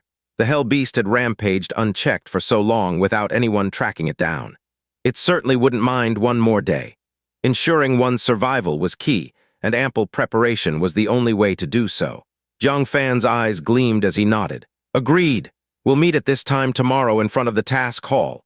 After bidding farewell to Liu Qingxian and the others, Jiang Fan quickly accepted the task. Then, holding his identity token, he rushed to a valley 30 miles outside the Heavenly Mechanism Pavilion. This was the very spot where the Heavenly Mechanism Pavilion Master had once faced a tribulation. To this day, the valley still carried the lingering aura of that tribulation. Inside the valley, a thunder pool crackled with arcs of lightning. The Yizhu Demon Emperor, bathing naked in the pool, showed faint signs of pain on her face. Calmly, she allowed the tribulation thunder to temper her body. Looking up at the hesitant old Dream Demon Emperor above, she couldn't resist snapping. "Are you coming down or not?" The old Dream Demon Emperor fiddled with her collar, nervously scanning her surroundings. The Heavenly Mechanism Pavilion Master said disciples might show up at any moment. "If someone catches us both stark naked in the thunder pool, how could I ever show my face again?" The Yizhu Demon Emperor rolled her eyes. "Fine, then keep your clothes on when you step into the thunder pool, but don't blame me when every single garment gets scorched away by the thunder arcs. Besides, what junior could be so skilled as to sneak up on us unnoticed? If anyone approaches, we'll simply hide among the clouds above. Honestly, what are you so afraid of?" After a long moment of hesitation, the old Dream Demon Emperor finally gave in. Pressing her red lips together, she reluctantly disrobed, revealing a youthful and proud figure. Emperor cast a sideways glance at her legs. Teasingly, she said, "So pale and long, tusk, I almost want to hold them and play." The South Sea Demon Emperor was flustered. She quickly stepped into the thunder pool with her long legs and squatted down promptly. Only her head was exposed. Still feeling uneasy, she looked around cautiously. "I have a feeling this isn't a good idea." The East Sea Demon Emperor rolled her eyes at her. "Anyone who didn't know better would think you were some love-struck maiden. At your age, why do you still care about that? So what if someone sees you? It's not like you'll lose a piece of flesh." The South Sea Demon Emperor glared at her with a pout. "If you're so brave, why don't you meet the disciples like this?" The East Sea Demon Emperor spread her arms confidently and laughed. "All right. It's not like it's a loss if those handsome young lads see me." Suddenly, a disturbance came from the distance. The East Sea Demon Emperor's eyes narrowed sharply, and she whispered, "Someone really is coming." Swish, she immediately shot into the sky, hiding amongst the clouds. The South Sea Demon Emperor hurriedly followed suit, rising into the air and diving into the cloud cover. She was so furious that she pinched the East Sea Demon Emperor's flawlessly slender waist. "You said you'd take advantage of those young men, but the moment they show up, you run faster than me." The East Sea Demon Emperor's face flushed ever so slightly. A bit flustered, she pulled a halter top and long skirt from her personal storage device and put them on. Stubbornly, she said, "What if it's an old geezer like a steward or a vice pavilion master? That'd really be a loss for me." The South Sea Demon Emperor quickly dressed herself as well. Her heart was still pounding mildly. She grew increasingly upset at having listened to the East Sea Demon Emperor's nonsense. They had almost been caught the moment they went into the thunder pool. All of a sudden, from the corner of her eye, she caught a silhouette weaving through the forest with a swift movement technique. Before long, the figure arrived in the valley. "Huh, it's your son-in-law," the South Sea Demon Emperor exclaimed softly as she finished tying her halter top. The East Sea Demon Emperor was smoothing out her skirt. Hearing this, she looked down and revealed a slight surprise. "Fancy running into him here. He's the disciple the pavilion master mentioned, one destined to train here. But the residual lightning from this place's heavenly tribulation isn't something he can easily withstand." The South Sea Demon Emperor furrowed her elegant brows. For the two of them, being in the Demon Emperor realm, it was naturally effortless to train in the Thunder Pool. But for Jiang Fan, it would be much more difficult. They watched Jiang Fan approach the Thunder Pool. A faint smile appeared on his face as he glanced around cautiously. After a slight hesitation, he untied the jade belt from his waist and removed his black robe, revealing a strong, chiseled physique. The South Sea Demon Emperor averted her gaze and muttered, "Training in a place like this requires either someone standing guard or a completely shameless heart. Let's go, let's go." She certainly did not want to undergo that nerve-wracking training experience again. The East Sea Demon Emperor frowned and said, "Then let's go for now. If not for a coincidental bargain, the Heavenly Mechanism Pavilion Master would never have let me use this place. I'll wait a bit. I'll head down after Jiang Fan finishes his training." She sat cross-legged on the cloud. Peering down, she noticed Jiang Fan already sitting cross-legged in the Thunder Pool. Impressive composure. He's able to train as calmly in the Thunder Pool as we are. The South Sea Demon Emperor looked down. She saw Jiang Fan sitting in the Thunder Pool with an unchanged expression. He even seemed more at ease than they were.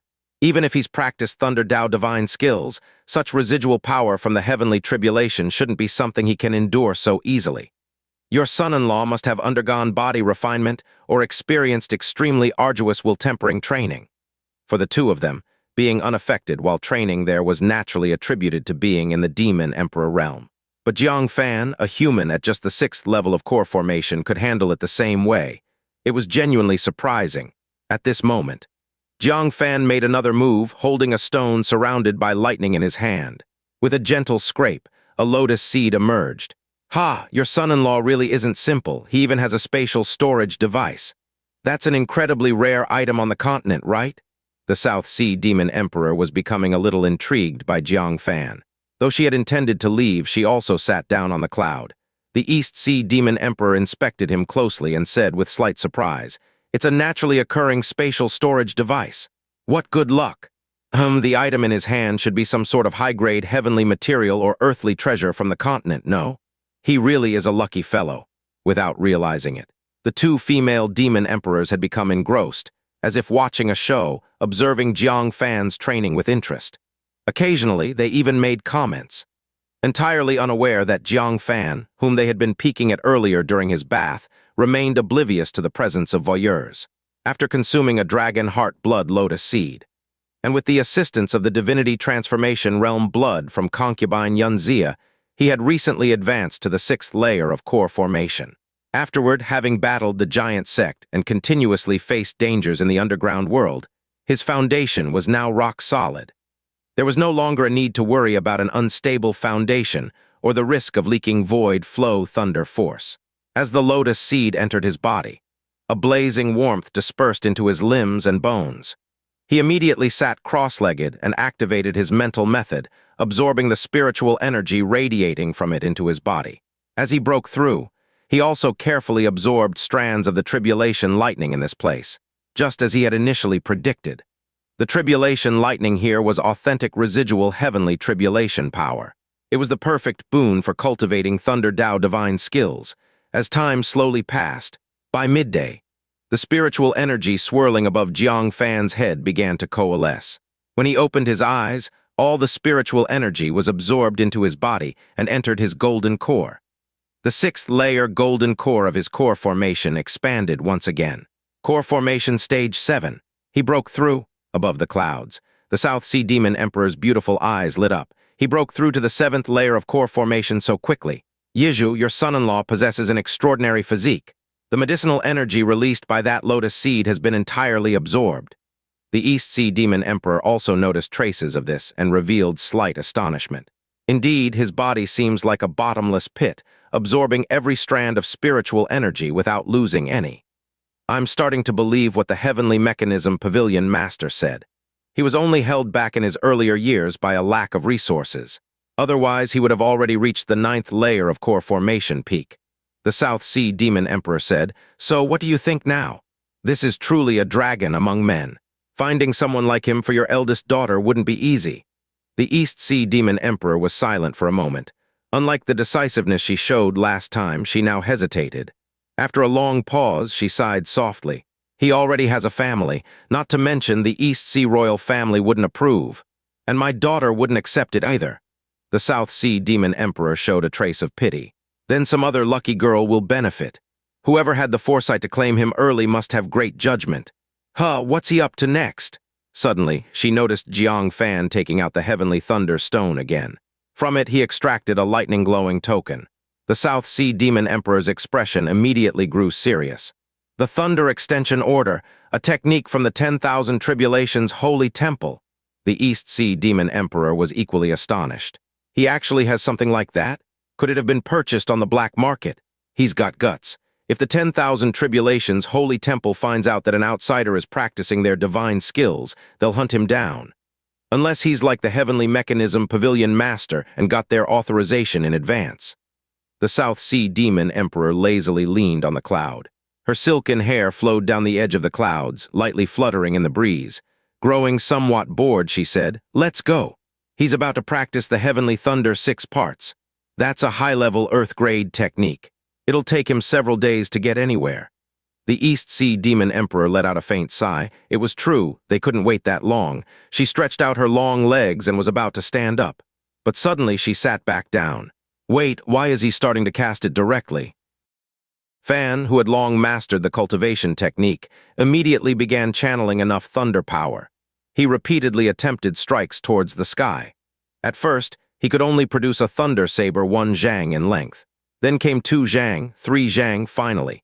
After half a day, Jiang Fan swung vigorously at the clouds above him. Heavenly Thunder 6 parts Undying Blade. Shhzz, a war blade forged of thunder spanning 200 zhang, slashed across the heavens, splitting the clouds above into 2 halves. The residual thunder arcs lingered in the sky, refusing to dissipate. They emanated a searing aura. In terms of power, it was several times stronger than the 5 Thunder True Heaven Palm, within the 2 split fragments of cloud. Each Demon Empress claimed 1/2 of the cloud. The South Sea Demon Empress had her eyes widened as she muttered in shock. He mastered it just like that? Isn't it known that Earth-level high techniques take at least years and at most decades to achieve mastery? But he took just half a day. The East Sea Demon Empress was equally stunned. Half a day to master a technique that even old monsters might not grasp in years. This son-in-law of mine, what is going on here? Under their astonished gaze. Jiang Fan withdrew his Thunder Dao Divine Power and revealed a joyful expression. Undying Blade, 1st layer, great success. Unfortunately, I'm only allowed to train here for 1 day. The time has already run out. Jiang Fan expressed some regret, but he wasn't too disappointed. Smiling, he bent down and picked up the Heavenly Thunder Stone that had been soaking within the lightning pool beneath him. This stone, forged by strikes of heavenly thunder, possessed the ability to converge lightning. Having soaked for a full day now, it had fully absorbed thunder power. With enough time, he could use the stored thunder energy within it to cultivate the 2nd layer. His cultivation and techniques had progressed significantly. Now there was only one thing left.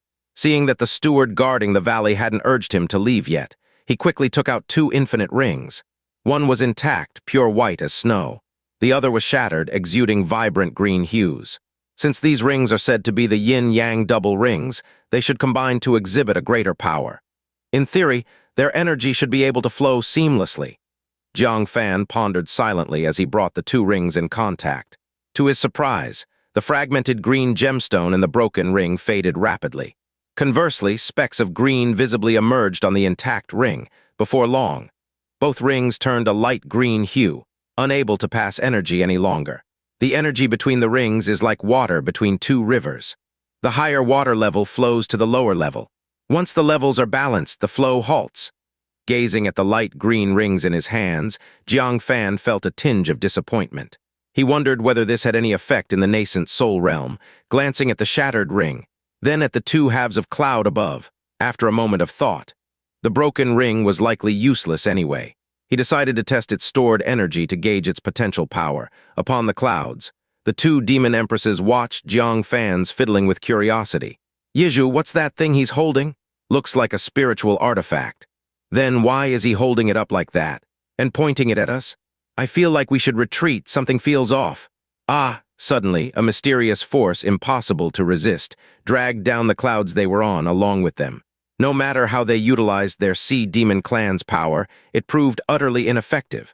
Helplessly, they plummeted with the clouds, crashing into the lightning pool below with a deafening boom. Jiang Fan observed the familiar scene, nodding to himself assuredly. It seemed the power was decent. He ignored the descending clouds as they were merely water vapor, posing no real thud-thud. The sound of two heavy impacts resonated before him, as if something had fallen. The lightning pool rippled from the powerful impact, its waves blowing Jiang Fan off balance, nearly toppling him backward. Dumbfounded, he stared ahead with a closer look. It turned out to be two people, two women. One wore a black dress, her legs long and snow-white. The other donned a pink gown, her beauty beyond compare. Both clutched their waists and chests, groaning and sitting up. Visible discomfort etched on their faces. Shhzz, the scattered thunder breath recoalesced. Their clothes in an instant were incinerated, revealing two breathtaking figures, so dazzlingly white they almost blinded Jiang Fan. Jiang Fan's eyes widened and froze. His mind went blank. What? Women falling from the sky? The two disoriented demon empresses suddenly felt a chilly breeze on their skin. Looking down, they screamed in unison. The East Sea demon empress clutched her chest, yelling, "Stop looking!" Blushing furiously, she hurried to gather the scattered thunder arcs around to obscure herself. But the immense impact from earlier dispersed most of the thunder arcs. For now, there was no way to reconstruct their prior state. The South Sea demon empress was even more flustered and overwhelmed. Covering the top meant leaving the bottom exposed. Covering the bottom meant neglecting the top. She screamed in embarrassment. "You're still looking!" Jiang Fan finally snapped out of it, quickly averting his gaze. Though he wasn't looking anymore, what he'd seen had already imprinted vividly in his mind. Looking or not made little difference at this point. The two women scrambled out of the lightning pool, flustered as if the sky itself had collapsed, hastily putting their clothes back on. The East Sea Demon Empress glared at Jiang Fan with both embarrassment and anger. "You should put your clothes back on too." Jiang Fan chuckled awkwardly.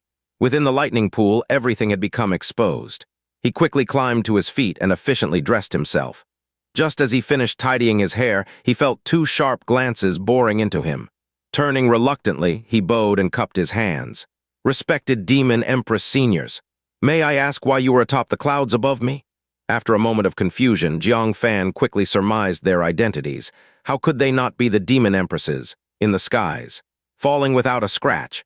Combining these 2 points, who else could they be but Demon Empresses? The Heavenly Mechanism Pavilion Master had shown extraordinary hospitality to the East Sea Third Princess, even knowing she was a fake. Jiang Fan had already suspected some underlying secret. But even racking his brain, he could never have guessed.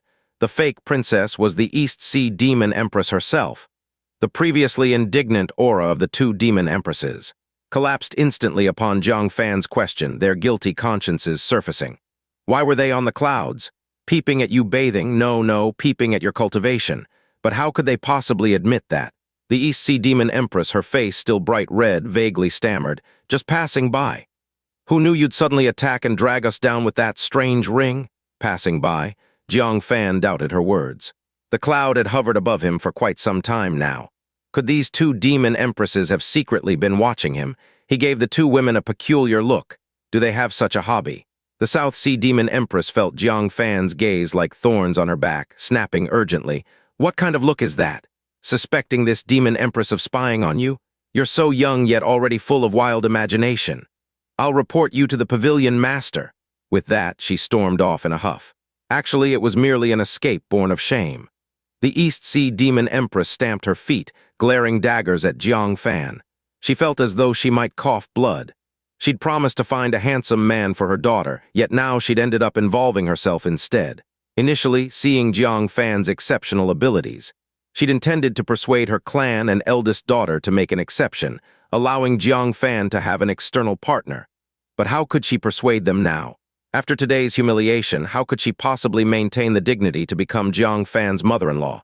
You unworthy brat, you're driving me mad." She stamped her foot and soared into the sky. Jiang Fan's forehead twitched in frustration, muttering under his breath, "Spying on me and yet acting so justified?" Midair, the two departing demon empresses faltered simultaneously, nearly falling out of the sky. Fan glared darkly as he watched them leave. Secretly relieved, he hadn't revealed too many secrets. Otherwise, if those two female demon emperors noticed, it would have spelled big trouble. He calculated the time. The appointed hour had arrived. He quickly gathered his belongings and arrived at the task hall. Ren Gyuheng was standing there, looking up at the disciples executing their tasks, riding avian beasts away. He looked fairly patient. Wu Manyu, with her enchanting oval face, was visibly displeased. Her snow-white, delicate arms supported her ample chest. Her right foot tapped the ground impatiently. From afar, seeing Jiang Fan rushing over, she raised her chin. "I thought you'd be too attached to your lovely wife and concubines to back out last minute." Jiang Fan chuckled coldly. "You're all alone with no one to care for you, so of course you can be carefree." Wu Manyu didn't take offense. Casually tugging at her thin neckline, she revealed a patch of smooth, snow-white flesh. Immediately, the passing male disciples turned their heads to glance. Some even tiptoed to try and see further. Those with companions by their side pretended not to notice, but still stole glances with the corners of their eyes. Wu Manyu buttoned up her neckline. She smoothed the scattered folds lightly, leisurely said, "Jiang, junior brother, repeat what you just said." Jiang Fan twitched his lip. He had to admit, this woman's beauty truly was remarkable. If she wished to attract men, it would be no effort at all. "Enough, you win. Do you have a plan for this mission? Surely it isn't blindly charging into the demon race's lands hoping for luck, right?" Jiang Fan asked earnestly. Wu Manyu, having won a rare small victory against Jiang Fan, was in great spirits. She deliberately boasted, saying, "If you know your enemy and yourself, you can fight 100 battles without loss. Right now, our human clan holds very little information about the hell beasts. Almost all intelligence comes from the demon race. So, our plan is to head to the demon race and gather some reliable and useful information first. This part, leave it to me." Jiang Fan's eyes showed skepticism. "When did you ever have dealings with the demon race?" As far as he knew, Heavenly Mechanism Pavilion disciples rarely ventured out.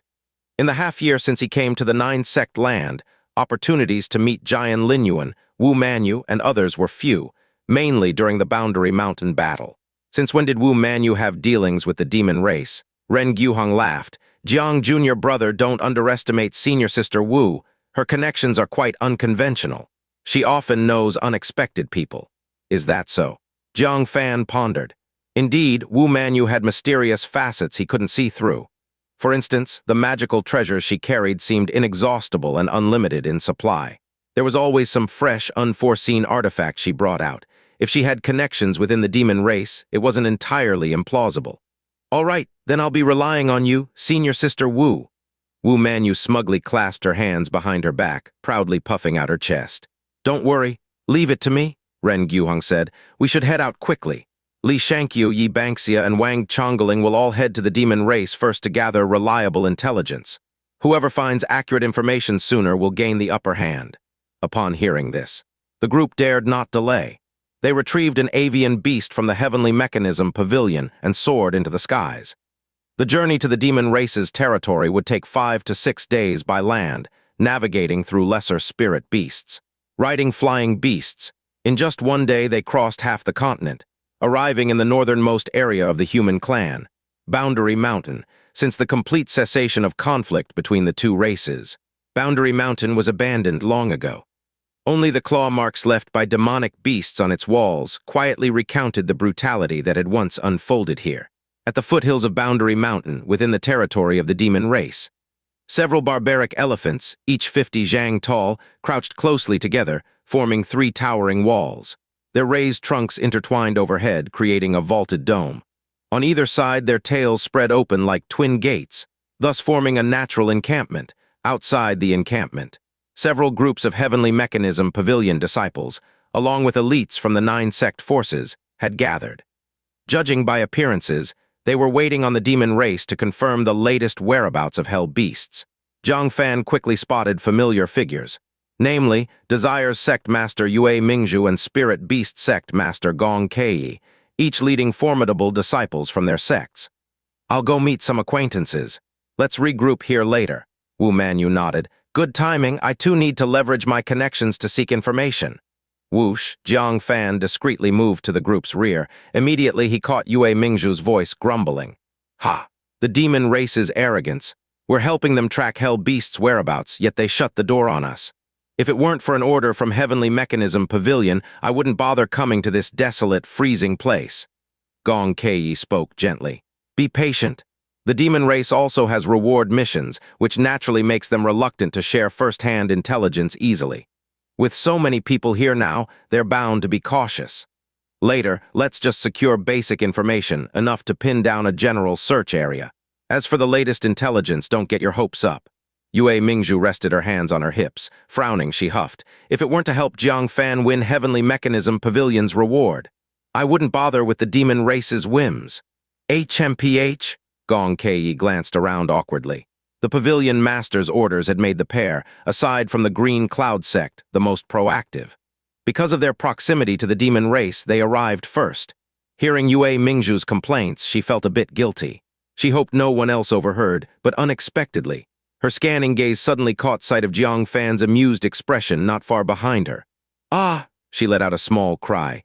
Jiang Fan made a silencing gesture. Quietly, he approached Yue Mingzhu from behind, reaching out to gently encircle her slender waist. Yue Mingzhu trembled slightly.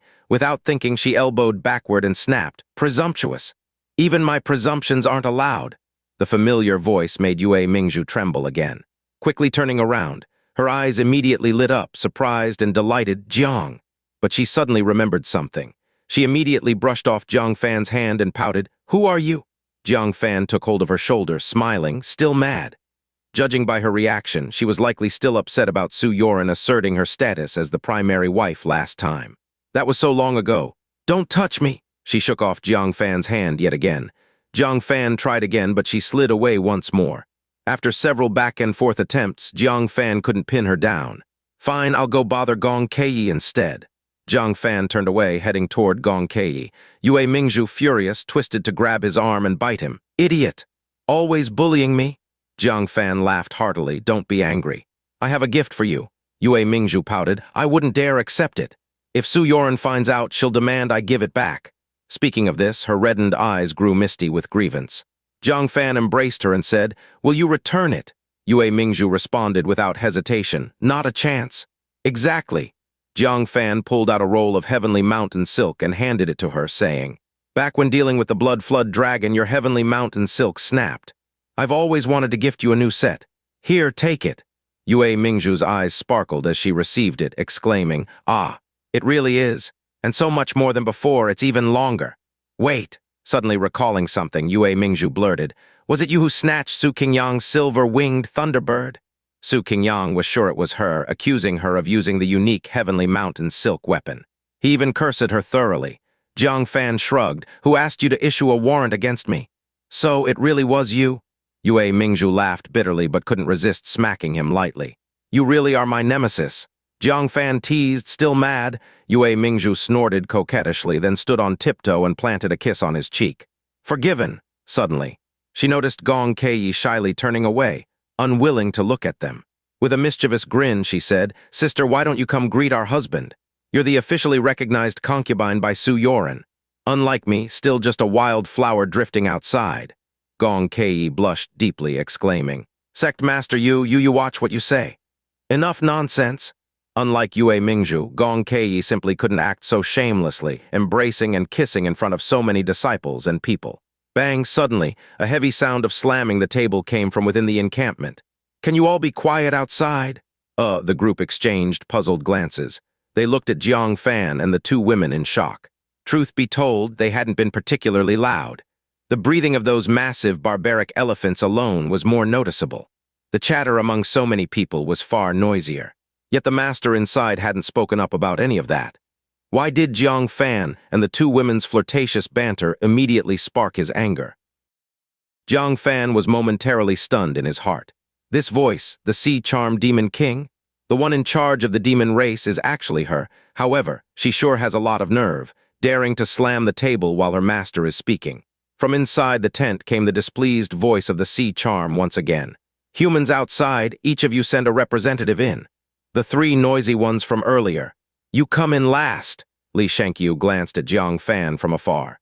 He shook his head slightly. "Everything about you is fine, except for the fact that too many women around you spoil things." Yu Tiandu stifled a laugh and said, "Serves him right. Not only will he get the information last, but what he gets will definitely be the most useless. This is what happens when he takes every pretty woman he sees by his side.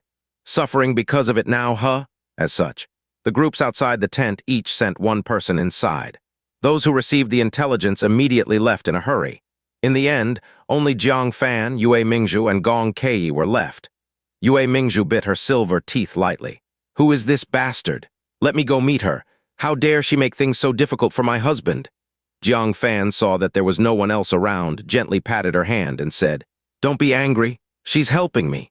With that, he stepped into the tent. As soon as he entered, a figure appeared with long, golden, wavy hair, a curvaceous upper body, and a fishtail for her lower half. It was the Sea Charm, who immediately stepped forward and bowed deeply. With a nervous and fearful voice, she said, "Master, please allow me to explain first." Jiang Fan waved his hand. Looking around and confirming no one else was present, he said, "No need, I understand your intent. You intentionally made it appear to outsiders that I angered you, so I would either not get the information or only receive inaccurate intelligence. This way, when I head out with the precise information to find the Hell Beast, they won't follow me, and the credit will be mine alone to claim." The tenseness in the Sea Charm Demon King's body suddenly released. Wiping the sweat from her forehead, she exhaled slightly and gave a bitter smile. "If only I had known Master would understand, I wouldn't have been so on edge all this time." Feigning weakness may be a strategy, but encountering a less intelligent master might have led to a storm of curses at best, or at worst, ignorant punishment without trying to discern the truth. Fortunately, Jiang Fan's intellect was as sharp as a demon's. Without any prior communication, he had grasped her well-meaning intentions instantly. Jiang Fan said, "You've worked hard." He walked over to a chair and sat down. The Sea Charm quickly brought him a cup of hot tea. She also pulled open her collar, retrieving a hidden parchment, and softly said, "Master, here is the latest intelligence. 1 2-hour cycle ago, a destroyed demon race scouting party sent back its final report. You must act quickly, even before letting others in earlier." She had already prepared everything in advance. Now, without waiting for Jiang Fan to speak, she handed it straight to him. Jiang Fan nodded slightly, his eyes reflecting thoughtful contemplation. The Sea Charm was meticulous and clever, thorough in her work, and absolutely loyal to him. And he still had a portion of the Sky Demon relic, along with several Bodhi pills. If gifted to the Sea Charm, she would have a chance to break through to the Demon Emperor realm. However, if she did break through to the Demon Emperor realm, the evil fate necklace on her would no longer be able to restrain her. The uncertainties that might follow forced Jiang Fan to deliberate carefully. "Master, what's the matter? Was the long journey tiring? Let me give you a massage." The Sea Charm moved behind Jiang Fan, her slender jade-like fingers gently kneading his scalp. Her movements were tender, her gaze warm. Jiang Fan closed his eyes and asked, "Sea Charm, have you ever thought about a day when you would be free?" The Sea Charm's hands didn't stop as she honestly replied, "Of course I've thought about it. Who would want to be a slave for their entire life? I also hope to interact with you, Master, like Ling Shu and concubine Xianxia do, laughing and speaking freely." The first part of her answer was within Jiang Fan's expectations. The latter part, however, slightly surprised him. Jiang Fan continued, "If we weren't bound as master and servant and I was in danger, would you risk your life to save me, like Ling Shu or concubine Xianxia?" The sea charm didn't hesitate, replying, "Yes." Jiang Fan was startled. "So certain?" The sea charm's fingers moved more gently as she said, "I can't explain why I'm so sure. But if that day ever came, I would." Jiang Fan nodded lightly and asked, "How are concubine Xianxia and Ling Shu doing?" The sea charm replied, "Concubine Xianxia has been in seclusion and there's no news about her. As for Ling Shu, things don't seem to be going well." A trace of concern appeared between her brows. "I heard some whispers. The Demon Emperor wants to take Ling Shu as his 37th concubine." "What?" Jiang Fan's eyes snapped open. That pure and refined girl, as fresh as a first love, was to marry the Demon Emperor. In his ears, it was as if he could hear the gentle and warm voice calling him brother like a spring breeze. His heart surged with bitterness. "Is she willing?" The sea charm fell silent. After a long pause, she managed a bitter smile. "Does the Demon Emperor need her to be willing? If one day the Demon Emperor decided to take me as his concubine, I wouldn't have a choice either. Even resisting with death wouldn't be an option, because the Demon Emperor would take out his wrath on my mermaid tribe." Jiang Fan clenched his fists tightly. How much was enough for this Demon Emperor to claim? Thinking of this, he no longer hesitated. He produced a portion of Sky Demon Relic and 2 Bodhi pills. "You know what these are, don't you?" The sea charm's delicate body trembled violently as her pupils shrank to needle points. "Sky Demon Relic!" Jiang Fan turned around. He placed the relic into her left hand and the 2 Bodhi pills into her right hand. "Find an opportunity to break through to the Demon Emperor realm. If you gain your freedom, you don't need to acknowledge me as your master again. But please stop the Sky Demon Emperor. Don't let him do as he pleases anymore." The sea charm was in disbelief. The opportunity to break through to the Demon Emperor realm had fallen into her hands just like that. She prostrated herself on the ground, pressing her palms to her forehead, and bowed deeply, saying, "If I break through to the Demon Emperor realm, I swear to protect Ling Shu." Jiang Fan nodded. "The other Bodhi pill, deliver it to concubine Xianxia for me. Remember, let no one know." "No one?" The sea charm's heart was deeply moved. Understanding something faintly, she said, "Yes, master." Jiang Fan nodded, then left the tent. Yue Mingzhu and Gong Kei came forward to greet him. "Husband, that arrogant woman didn't give you a hard time, did she?" Jiang Fan sighed and said, "She didn't give me any information, and she asked that you two not bother her either. We have no choice but to act separately now. If either of you finds anything, inform me immediately." Yue Mingzhu and Gong Kei frowned, clearly displeased, but they had no other choice. The only way they could help Jiang Fan was to mobilize the forces of their respective sects and search in different directions. "Then you be careful, husband. If I find anything, I'll notify you at once. I want to help you secure this credit." Yue Mingzhu handed him a communication jade pendant. Gong Kei also silently handed him one. The 2 women then led their groups in opposite directions to search. Jiang Fan watched them leave and murmured softly, "2 foolish women. How could I let you follow me into danger? If we truly encounter the Hell Beast, you wouldn't even have a chance to escape." Afterward, he returned to Boundary Mountain. Wu Manyu arrived around the same time, waving the papers in her hands with a mischievous smile. "Got the intel?" Jiang Fan smiled faintly. "What a coincidence, so did I. The human clan and demon race are at war. You've killed so many demons, they'd hate you to the bone. How could they possibly give you intelligence?" Jiang Fan took out the parchment scroll and glanced at its contents. Then he asked Wu Manyu, "Why don't you talk about yours first?" Wu Manyu frankly shared her intelligence, spreading out the paper. It contained a line of bold and powerful handwriting. 2 hours ago, traces of the Hell Beast were discovered on Xianxia Mountain. Jiang Fan's eyebrows raised ever so slightly. One had to admit, Wu Manyu indeed had connections within the demon race, and quite high ones at that. If the news from 2 hours ago came from the sea charm, it likely had just barely been leaked. This was the limit of intelligence the human clan could obtain from the demon race. "What about you?" Wu Manyu looked at the parchment scroll in Jiang Fan's hand.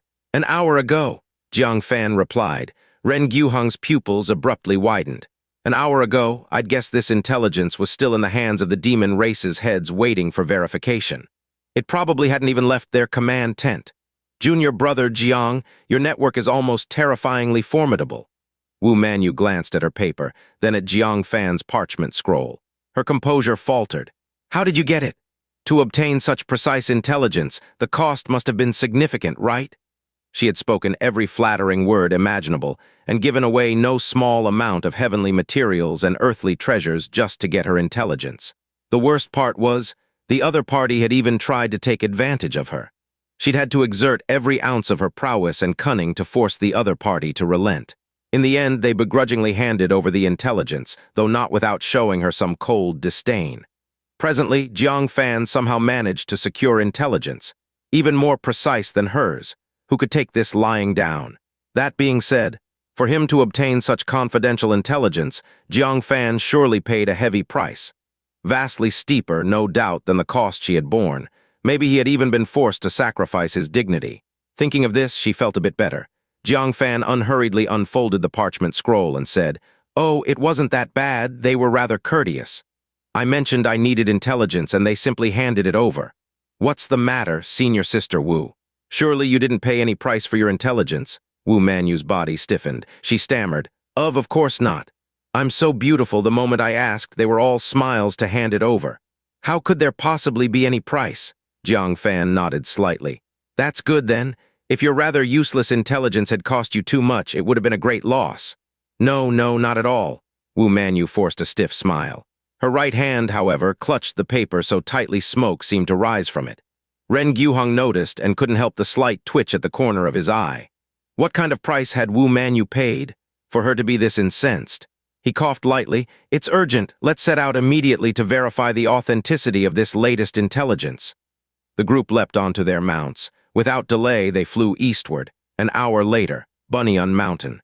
Before the group even landed, they had already seen the devastation below. Amidst the snow-covered terrain, patches of scarlet blood stood out starkly. Several enormous demon beasts, each tens of meters tall, had been gruesomely torn apart by some horrifying entity, their remains scattered across an area spanning over 1,000 meters. "The intelligence is accurate." Wu Manyu angrily slammed her fist against the eagle's back. She had paid such a high price, almost at the cost of her chastity, and the intelligence she obtained turned out inferior to what Jiang Fan had casually acquired for free. This was infuriating. She fiercely glared at Jiang Fan, jealousy brimming in her tone. "Junior brother Jiang, you seem to be quite popular within the demon race. Could it be you've managed to earn yourself a rather respectable position there?" Jiang Fan nodded slightly and didn't conceal the truth. "Nothing too significant, just a title as their prince consort." "All right, let's head down and take a look." He leapt forward, descending towards the ground aboard his sword, leaving the other two frozen in place on the eagle's back as though struck by lightning. Prince Consort? The demon race's prince consort? The two were completely stupefied. Jiang Fan landed on the ground. Carefully inspecting the corpse, he furrowed his brows slightly moments later. Ren Gyuheng and Wu Manyu took quite some time to come to terms with the shocking revelation of Jiang Fan's astonishing identity. Eventually, they descended slowly on their mounts. Wu Manyu's tone was riddled with resentment as she said, "I heard the Demon Emperor's daughter Liu Li is an unparalleled beauty. Is that true?" Jiang Fan nodded, saying, "She's indeed beautiful. What's wrong?" Crunch, Wu Manyu clenched her fist. "How do you always manage to encounter such good fortune?" Even Ren Gyuheng couldn't help but feel a pang of jealousy before he turned curious and asked, "I've also heard the Demon Emperor has a concubine named Xianxia, said to be as beautiful as a fairy descended from the heavens, nicknamed Immortal Beauty. Have you met her? Is she really as stunning as the rumors say?" Jiang Fan didn't hesitate to nod. "Even more than the rumors suggest. She is gentle, kind, thoughtful, and attentive, truly the ideal woman in every man's dreams. No amount of praise would do her justice." Wu Manyu scoffed. "Gentle, kind, thoughtful, and attentive. You make it sound like you're close friends with her." Jiang Fan replied, "Fairly close, intimately so," before they could comprehend what he meant. Jiang Fan pointed to the corpses ahead, his expression suddenly serious. "I believe everyone has been deceived. The ones wreaking havoc among the demon race aren't hell beasts." "What?" Wu Manyu was still pondering what intimately so meant. Then Jiang Fan's earth-shattering words struck her like lightning. "Not hell beasts? How do you know?" Ren Gyuheng, too, wore a look of sheer disbelief. Could the rumored hell beasts terrifying everyone actually be a hoax? "Junior brother Jiang, do you have concrete evidence?" "Such claims carry tremendous weight. Please choose your words carefully." The entire continent was working together to combat hell beasts. Yet Jiang Fan claimed they weren't hell beasts. If Jiang Fan's judgment was mistaken, he risked being accused of disrupting the greater effort, a crime with potentially dire consequences. Jiang Fan focused on the claw marks raking through the corpses and spoke in a low voice. "Count the claw marks on the corpses." The two glanced first at the corpse before them, then at those scattered in the distance. They both said, 5 marks. Whether left by the left or right claws, all the marks show 5 lines. Jiang Fan narrowed his gaze slightly and said, what if I told you? I once severed one of the claws from a hell beast. What? Ren Guheng and Wu Manyu gasped audibly. They were stunned first by the revelation that Jiang Fan had once fought such a terrifying hell beast, and second by the shocking notion that some unknown group was impersonating hell beasts to massacre wildly through the demon race's territory. Wu Manyu said anxiously, could it be that the hell beast has regenerated its severed limb? Ren Guheng flatly denied. Impossible. Whether the demon race or hell beasts, at best, they possess slightly superior healing abilities compared to the human clan, but nowhere near the miraculous ability to regrow a severed limb. Unless someone provided a high-tier healing spirit pill from the human clan to aid in recovery. Such pills are exceedingly rare across the continent. Only the legendary revitalizing pill possesses such power. How would the hell beast acquire one? He paused. His expression grew icy. So there's no need to question. Someone is undoubtedly masquerading as hell beasts to slaughter the demon race. Wu Manyu's face darkened as well. She recalled hearing about the gruesome devastation wrought upon tribes during her conversation with a demon insider while seeking intelligence. She had heard even newborn demon beasts hadn't been spared, torn to pieces in the carnage. Now it all made sense. The indiscriminate slaughter, including the young and old, it was clearly to eliminate witnesses. As this realization dawned on her, a chilling glint rose in her eyes. We need to notify the elders immediately. Ensure these villains have no escape. Jiang Fan shook his head. A murderous aura flared in his eyes. If they dare to provoke such slaughter within the continent, they are surely not of the continent. If our elders found out, they'd weigh the pros and cons and likely hesitate to act decisively. If that happens, won't it just be doing those beasts a favor? Ren Guheng's eyes lit up. Junior brother Jiang, are you suggesting? Jiang Fan retrieved the sky observation treasure, his gaze frosty. Let's make sure we know nothing. While investigating the hell beast, we unintentionally killed a few outsiders, that's all. Wu Manyu's body trembled slightly. Jiang Fan intended to unleash hell itself upon them. Fan's eyes, Wu Manyu shivered. Jiang Fan was actually a very tolerant person. She had fought with Jiang Fan for so long and had never seen him angry at her, let alone harbor any thoughts of killing her. Yet now the desire to kill had surged within him, but this version of Jiang Fan made her look at him differently as she commented, good job. A man should be like this. If someone bullies you to this extent and you still lack backbone, might as well cut it off and be a woman instead. Ren Guheng rubbed his palms together, squinting his eyes as he spoke. If I'm not mistaken, this group has been heading southward, aiming directly for the human clan's lands, correct? Their true target may not be the demon race. Rather, it might be a place within the 9 sect of our human clan. The massacres they have committed in the demon race's territory may have been orchestrated merely to create the illusion of hell beast attacks, to cover their true intentions and identities. As he said this, his eyes were filled with icy light. They've set their schemes against the human clan. You're courting death. He looked toward Jiang Fan and Wu Manyu, a glint flashing in his gaze as he proposed. How about the 3 of us compete? He retrieved a palm-sized jade jar from his robes. Inside was a liquid of 5 radiant colors. Let's compare who kills the most beasts. As for the reward, each person contributes an item. The one who kills the most gets everything.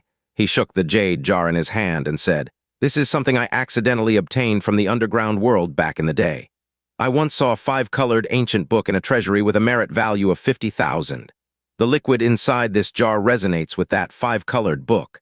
I've been accumulating merits in hopes of exchanging for that book.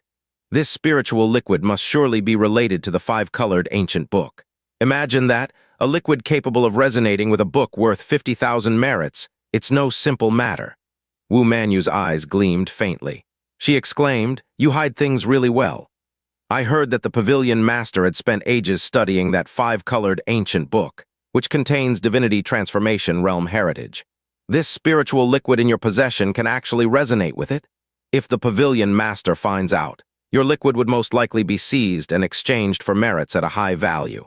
Ren Guheng said, that's precisely why, dear junior brother and junior sister, do you want to bet? Win, and the spiritual liquid is yours. Even if you can't get the 5-colored book, simply exchanging for merit points would already be an impressive gain. Wu Manyu acted decisively, immediately taking out her hair crown, saying, "All right, since Brother Ren is willing to pay a high price, sister won't be stingy either." She glanced sideways at Jiang Fan and teased, "You sly guy, haven't you been eyeing this crown? This time you better seize the opportunity. This is a near-spiritual artifact named Thousand Illusion Crown, and I've discovered two of its functions. One is invisibility. Its effect comparable to the low-grade dustless talisman.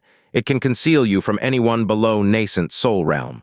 Even nascent soul experts might not notice you unless they investigate carefully. The second is disguise. It can temporarily alter your appearance, even capable of deceiving those in the nascent soul realm. Its drawback is its extreme spiritual power consumption. At my 7th level of core formation cultivation, I can only maintain the effects for a period no longer than a cup of tea before my spiritual power is depleted. Nonetheless, it's still an invaluable life-saving item." Jiang Fan was secretly astonished. Both of their items were ones he could use. The Thousand Illusion Crown went without saying. The 5-colored ancient book Ren Gyuheng mentioned was undoubtedly the 5 elements divine skill. That spiritual liquid could actually resonate with the 5 elements divine skill. He thought of the 5 magnetic Yuan mountain and the pile of stones made of the same material. He briefly pondered. Could it be those stones needed to be smelted into the 5 magnetic Yuan mountain using this kind of 5-colored spiritual liquid? No matter what, this gamble was too important to miss. After some contemplation, he retrieved 2 blood-red spirit pills. They emitted an intensely scorching energy. "Spirit pills?" Wu Manyu raised her delicate brows, dissatisfied as she remarked, "How insincere can you be? We took out either spiritual artifacts or mysterious spiritual liquid with high merit value. And what is this supposed to be?" Ren Gyuheng also showed puzzled skepticism. Although the spirit pills seemed of high grade, as disciples of the Heavenly Mechanism Pavilion, they were not too impressed by advanced spirit pills. After all, the Pavilion Master himself was a 3-star soul master. From time to time, they had encountered 3rd-grade spirit pills. The ones in front of them seemed less valuable than the items already offered. "Junior brother, why don't you explain the uses of these pills first? We'll weigh them afterward," Ren Gyuheng reluctantly asked. Jiang Fan responded indifferently, "The function of these pills needs no explanation. You two should understand better than I do, because they are called Bodhi pills." "What?" Wu Manyu screamed in surprise. "Bodhi pills. The legendary 4th-grade Bodhi pills that can increase success rates of surviving heavenly tribulations. Are you trying to fool us?" Ren Gyuheng's eyes were ablaze with fervor. As a 9th-layer core formation martial artist, he was not far from the threshold of the nascent soul realm. He had naturally conducted special studies on this pill. This was a divine pill capable of enhancing physique strength and improving resistance against heavenly tribulations. Years ago, the Heavenly Mechanism Pavilion Master received a chance for a breakthrough, but did not ascend immediately. Instead, he traveled to Taikang State and spent a full year, all for the sake of obtaining a single Bodhi pill to increase his success rate. For martial artists in the late stage of core formation, this was absolutely an irreplaceable divine object. Ren Gyuheng instinctively reached out to take one. Jiang Fan clenched his palm and withdrew the Bodhi pills, saying, "Brother Ren, we haven't started the match yet." Ren Gyuheng snapped back to reality, awkwardly replying, I got too excited. "Junior brother Jiang, you're truly one to keep your abilities hidden. Such an item, sought after by those at the perfect 9th-level core formation realm and 9th-layer perfection martial artists. You actually have it in your possession." Initially, he set this wager to inspire the group to kill as many beasts as possible. Unexpectedly, it unearthed 2 supreme pills. These were far more precious than the items he and Wu Manyu had presented. Jiang Fan said, "So is our wager established?" Wu Manyu's eyes sparkled as she declared, "All your things will belong to me anyway. I'll slaughter every single one of these beasts." Ren Gyuheng brimmed with fighting spirit, his killing intent soaring. "Don't worry, my cultivation is the highest. When it comes to head count, you two are no match for me." Jiang Fan narrowed his gaze. "Then, starting now, it's each for their own." With these words, Wu Manyu and Ren Gyuheng shared a glance and immediately shot off in the same direction. It seemed they had already deduced enemy traces from the markings on the ground. Jiang Fan remained unhurried. When it came to tracking, who could match his skills? He soared into the air and concealed himself within the clouds. Then he took out the sky observation treasure. After channeling a thread of spiritual power, an invisible ripple spread outward from Jiang Fan's center. The surrounding scenes began to reveal themselves in the sky observation treasure, starting near and moving farther away. 3 miles, 10 miles, 50 miles, 100 miles. Suddenly, Jiang Fan saw a strange sight amid a snowstorm. A massive, invisible entity that snowflakes couldn't penetrate sped through the gale. The dense snowflakes hitting its surface outlined its contours. It resembled some sort of grotesque beast. Its back, faintly sketched by snowflakes, showed the outlines of what seemed to be human figures. This beast moved through the snow without leaving a trace of its passage. This explained why its trail was so difficult to follow. It was evident they realized their disguise could be exposed amidst the snowstorm. They were now accelerating to escape the snowy region. So, they're really impersonating hell beasts to slaughter innocents. Jiang Fan's eyes turned icy as he prepared to pursue. Suddenly, another strange scene appeared in the sky observation treasure. Within a cloud in the sky, a colossal, ferocious beast was hidden. It had wings and hovered silently within the cloud. Its back was crowded with figures cloaked in black robes. Beneath them, at the very bottom, a few Desire's Sect female disciples were searching for traces of hell beasts. Jiang Fan's pupils contracted. There wasn't just one team of intruders. Race all this time. Turns out they not only possess beasts capable of stealth and flight, but also have more than one team. Whenever the demon race experts discover an attack site and begin tracking the traces, another assault occurs elsewhere. They naturally assume it's the hell beast over there and change direction, abandoning their previous pursuit. The two teams coordinated seamlessly, making fools of the demon race pursuers, leaving them completely bewildered and attributing the confusion to the hell beast's cunning and mysterious nature, making it hard to track. Little did they know, it was merely two teams working together. Jiang Fan coldly gazed at the team galloping through the snowstorm, murmuring, "Brother Ren and Sister Wu, this one's on you." He turned, steering the purple sword swiftly toward the cloud 100 miles away. Mid-flight, he took out a dustless talisman and stuck it to his chest. "So you like playing at invisibility? Then let's see who plays it better." On the cloud 100 miles away, there were 12 individuals with formidable auras. The one with the strongest cultivation level was a youth shrouded in a red veil, exposing only his eyes. His skin was dark and rough, his gaze fierce and cold. The rest ranged between the 9th layer of core formation and the 8th layer, all displaying unparalleled strength, rivaling the top-tier combat power of any sect within the 9 sect. Moreover, the ferocious beast they rode was equally terrifying. Its power had reached the 9th layer perfection of core formation. At this moment, they were overlooking 3 female disciples of the Desire's Sect on the ground. "Brother Zhang?" A gray-robed man grinned slyly, studying the female disciples below. He called out to the red-veiled youth beside him, but was immediately silenced by a sinister glare from the youth. "How many times have I told you? We're loose cultivators from Kingly Mountain now. Stop calling me Brother Zhang. Do you want to expose us as a team with lineage from the Outer Realm Divine Sect? If our origins are uncovered and they come knocking, beware of being used as a scapegoat by the Master." The gray-robed man stuck out his tongue, quickly correcting himself. "Sorry, Brother Zhang." Zhang Yundian shot him a sharp look and said, "You were asking how to deal with the 3 female disciples, weren't you?" The gray-robed man's eyes gleamed heatedly as he chuckled wickedly. "Though I can't see their faces clearly from here, their figures are undeniably alluring.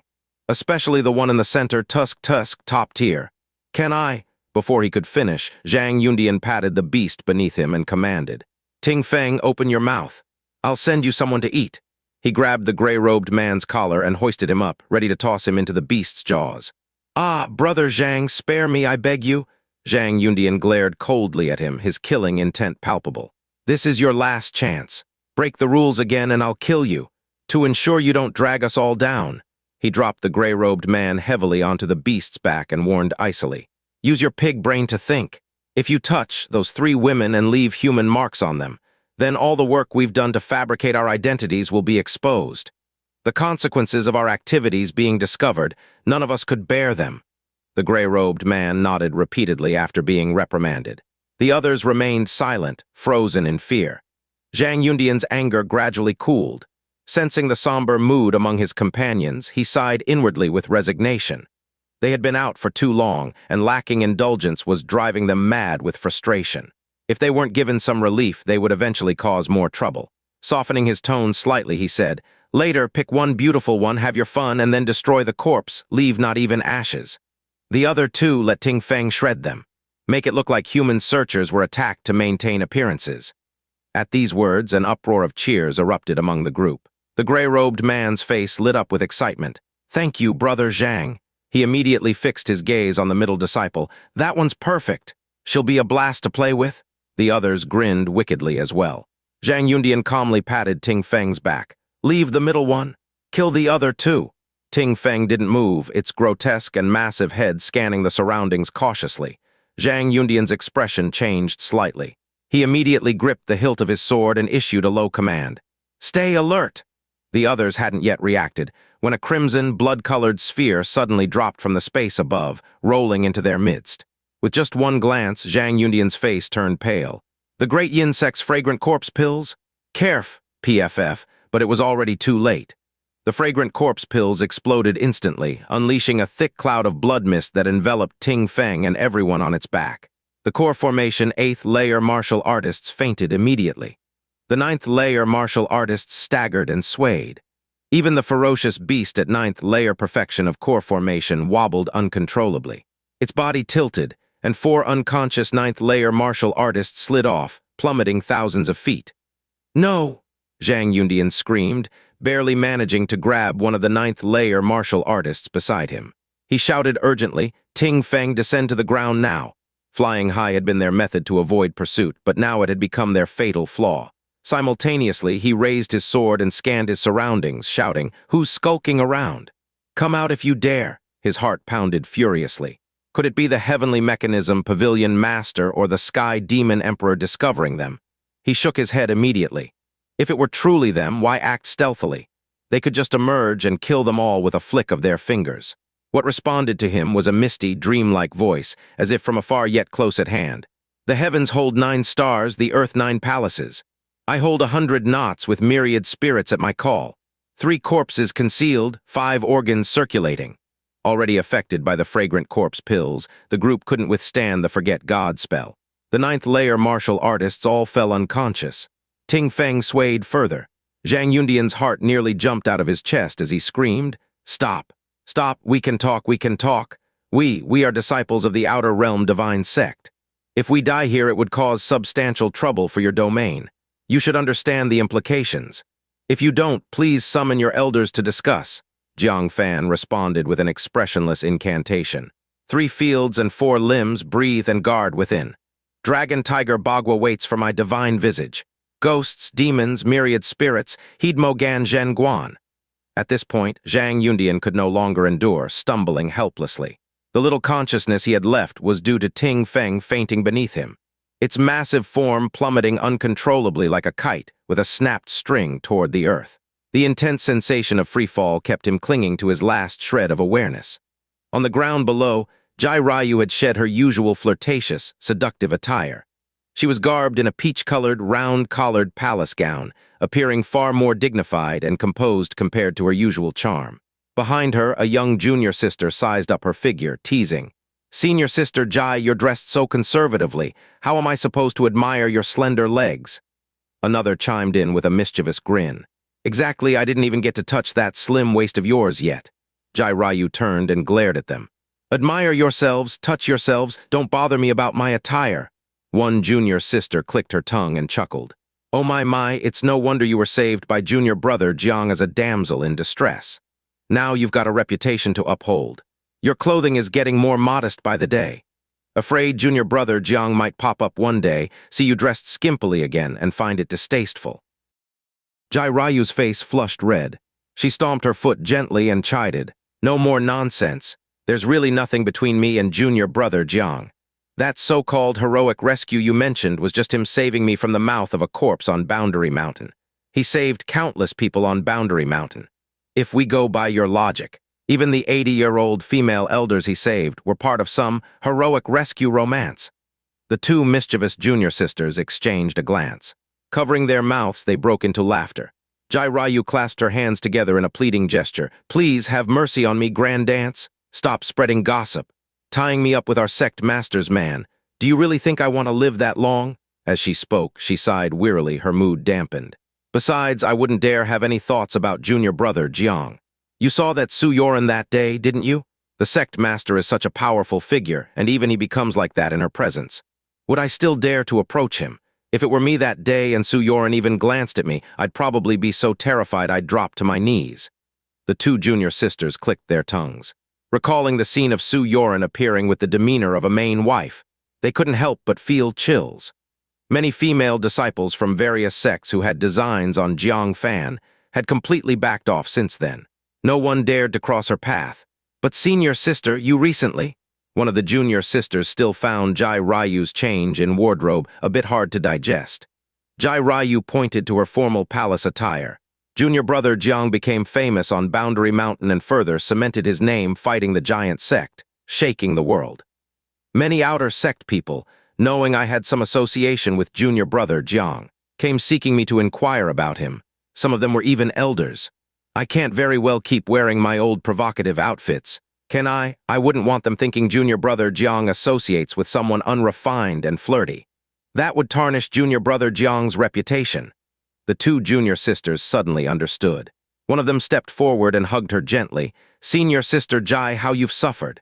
You're quietly doing all this for junior brother Jiang, but he doesn't see it, nor can he understand. Jai Ryu, however, seemed indifferent. It's just a change in clothing style. What's the big deal? Besides, junior brother Jiang saved my life. It's only right to help him preserve his image. It's just a pity that I'll probably never see him again in this lifetime. The two junior sisters fell silent. Nowadays, Jiang Fan had ascended to the heavenly mechanism pavilion, like a dragon soaring among the clouds, out of reach for most. Even if he returned to the Ninth Sect, those qualified to meet him would be the Supreme Elders, Sect Masters, or other prominent figures. For someone like Jai Ryu, an ordinary disciple, being able to catch a distant glimpse of him would have already been a great fortune. To walk side by side as they once did, or to meet privately, was now an impossible dream. As they spoke, boom, boom, boom, boom, 4 heavy crashes sounded without warning around them. The icy ground was smashed into 4 massive craters. The resulting tremors sent a chill up the spines of the 3 women, making their delicate bodies tremble. What's going on? Summoning their courage, they approached one of the icy craters. Peeking inside, they collectively gasped. Within lay a person, body grotesquely twisted beyond recognition. Their bones were likely smashed to powder. Blood gushed rapidly from their 7 apertures, dyeing the pit bottom crimson. They were dead beyond any doubt. Why are people falling from the sky? They checked the other 3 craters and found the same grim result, bodies. But when they all looked toward the sky, they screamed and scattered in fear. They saw a massive, ferocious beast, accompanied by countless human silhouettes hurtling downward together.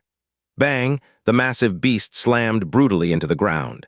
The impact triggered a small earthquake. Immediately after, alive humans came crashing down right after and hit the ground hard. Not a single scream escaped from them. They died upon impact. Only Zhang Yundian retained a sliver of consciousness.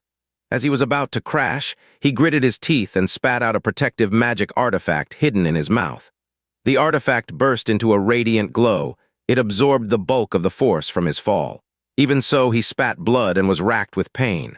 But he couldn't afford to pause or worry about his companions or the demon beast, Ting Feng. He got up and decisively fled. He was already severely injured, and with the enemy lurking in the shadows, armed with skills like the Sanking Mountains Forget God spell, he was utterly outmatched. Escape was his only option. Jai Ryu stood utterly bewildered. In the blink of an eye, the scene before her had turned into a living hell. At this moment, the demon beast Ting Feng, lying on the ground, hadn't fully perished. With its dim and savage eyes, it glanced coldly at Jai Ryu nearby. Raising its sharp claw, it lunged at her. This was an attack from a perfect 9th-layered core formation demon beast. How could she possibly withstand it? Her vision darkened as the shadow of its giant claw engulfed her. The terrified screams of her 2 junior sisters filled her ears. But at that precise moment, a faint, icy snort rang out, causing trouble even in death. Squish, invisible sword chi instantly severed the giant claw. Immediately after, the massive, ferocious beast let out a blood-curdling howl of pain. Something had pierced through its skull, killing it outright. Jai Ryu was saved and stood there, stunned, scanning her surroundings. Suddenly, the beast's back shimmered as space rippled. A young man in black robes emerged, holding a talisman between 2 fingers. With a faint smile, he gazed at her. We meet again, senior sister Jai. Jai Ryu froze for a moment before stammering. Jai Jiang, junior brother Jiang? Jiang Fan chuckled as he sized her up. The peach-colored palace attire, rather than detracting from her graceful figure, actually accentuated her curvaceous form. Moreover, it masked the seductive charm she once displayed in the past, adding an air of innocent elegance to her demeanor. He nodded slightly and turned to examine one of the corpses. After a careful search, he found no token on its person, but on the back of each corpse's neck was a black totem brand. Jiang Fan needed proof, something to demonstrate to the likes of Ren Guhong and Wu Manyu about who had slain these creatures. If they lacked tokens of identity, then surely this totem could serve as evidence. Without hesitation, he raised his sword and decapitated the corpse, brand and all. He then tossed the severed head into his heavenly thunder stone. He repeated this process. All 11 mysterious figures had their heads severed. When he was done, Jiang Fan glanced leisurely in the direction Zhang Yundian had fled. Then he turned calmly toward Jai Ryu and said, "This perfect 9th-layered core formation demon beast's carcass, split it with your 2 junior sisters. As for the belongings on these villains, you can take whatever you find. I have other matters to attend to. Farewell." With that, he mounted his sword and ascended into the sky. Before leaving, he cast another glance at Jai Ryu and smiled. "Your clothes are beautiful. They suit you well." And with that, he vanished into the air.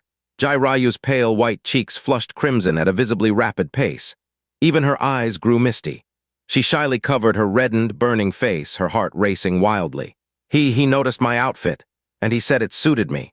One junior sister leaned close, brimming with envy. "Senior sister Jai, junior brother Jiang actually complimented you, and said your clothes were pretty. Your efforts didn't go unnoticed by junior brother Jiang." Jai Ryu bit her lip gently. Her face and eyes were brimming with uncontainable shyness and joy. The other junior sister, meanwhile, stared at the massive carcass of the perfect 9th-layered core formation demon beast and all the mysterious corpses surrounding it. Her envy deepened.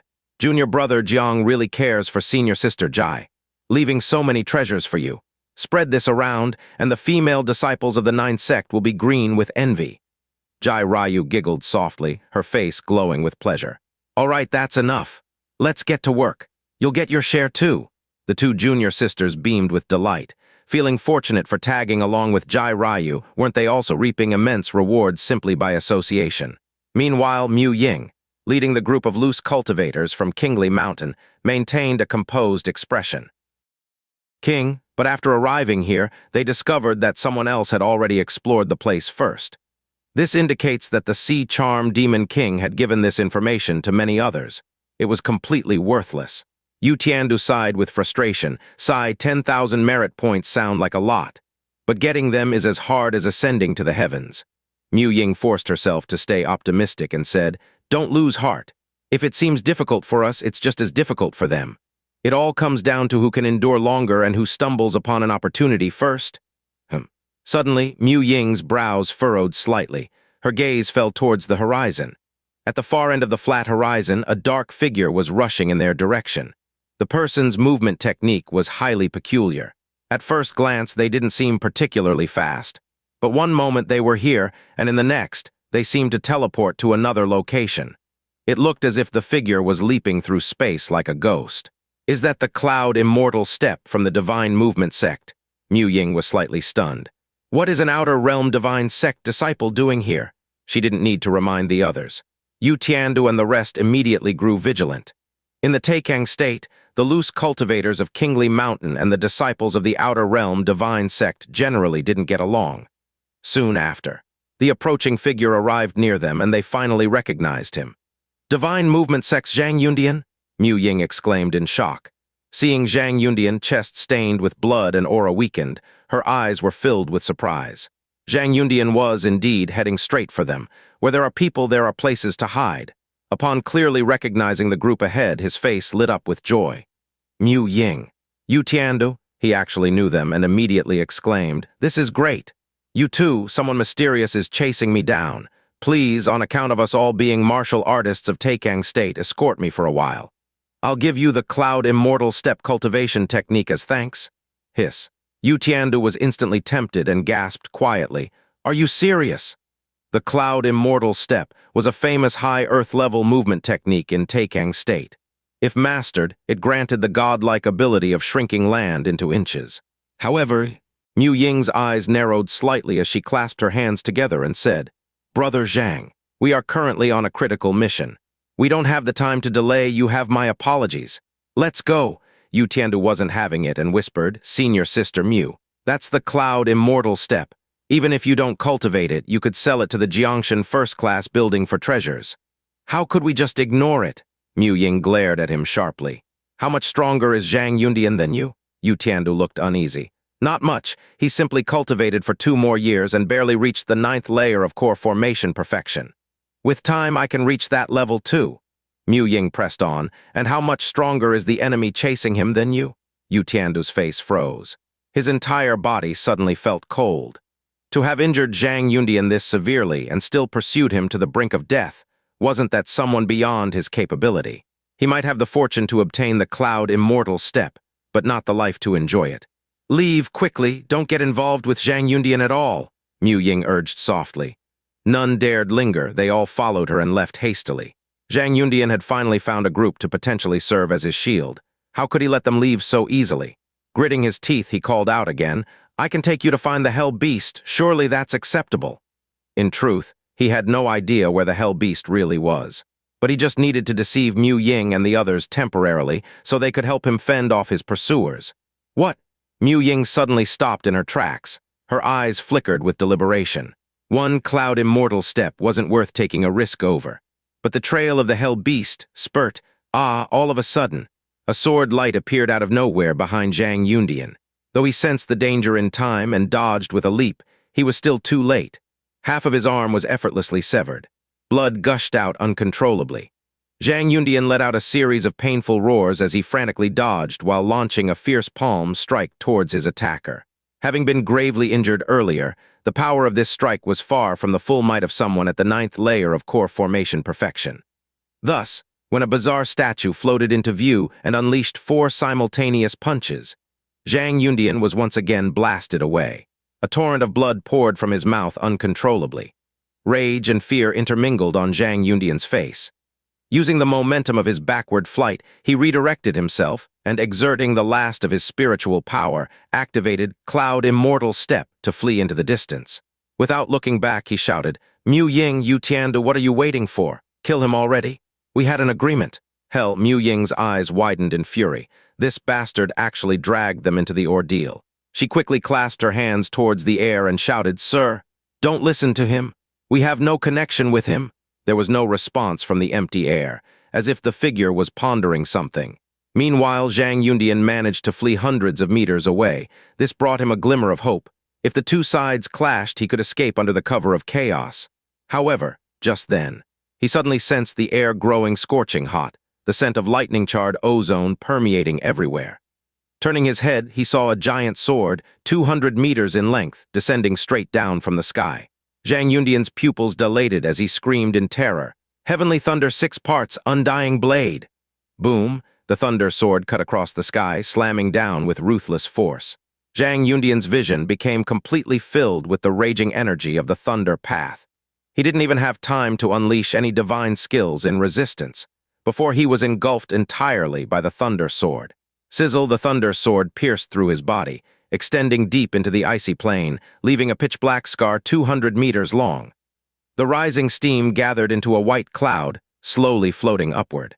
Amid the mist, a transparent figure appeared, approaching the charred and lifeless Zhang Yundian. Without hesitation, they severed his head and neck with one strike, then stored it into their space storage device. Afterward, the water vapor-like figure turned to face Mu Ying and the others from afar. Mu Ying's expression shifted dramatically as she hurriedly bowed. "We didn't see anything." The vapor-like figure turned to look at Yu Tiandu. The latter turned pale and bowed deeply. Wherever its gaze swept across, everyone stood frozen like statues. Only then did the vapor-like figure ascend into the sky and vanish, leaving Mu Ying and her group drenched in cold sweat. Mu Ying turned to glare harshly at Yu Tiandu. "If you ever act on your own accord again, you're out of the team."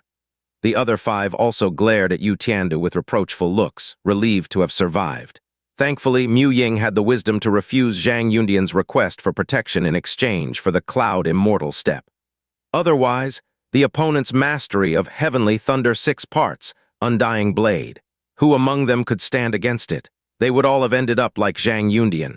Yu Tiandu wiped the cold sweat from his forehead and muttered awkwardly, "I won't make the same mistake again." In truth, there was one thing he hadn't dared to mention aloud. When the mysterious figure looked at him, there had been a faint trace of killing intent. This utterly baffled Yu Tiandu. When had he ever offended such a powerful expert? He had always been cautious, judging others carefully before acting accordingly. He would never willfully provoke anyone so fearsome.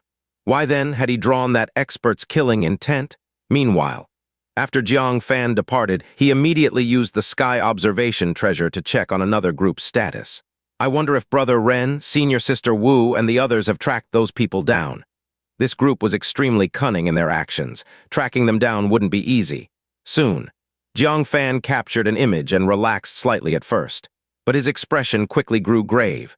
That group had been discovered by Wu Manyu and the others. Not only that, but somehow they had managed to kill a powerful beast comparable to Ting Feng, along with several mysterious figures.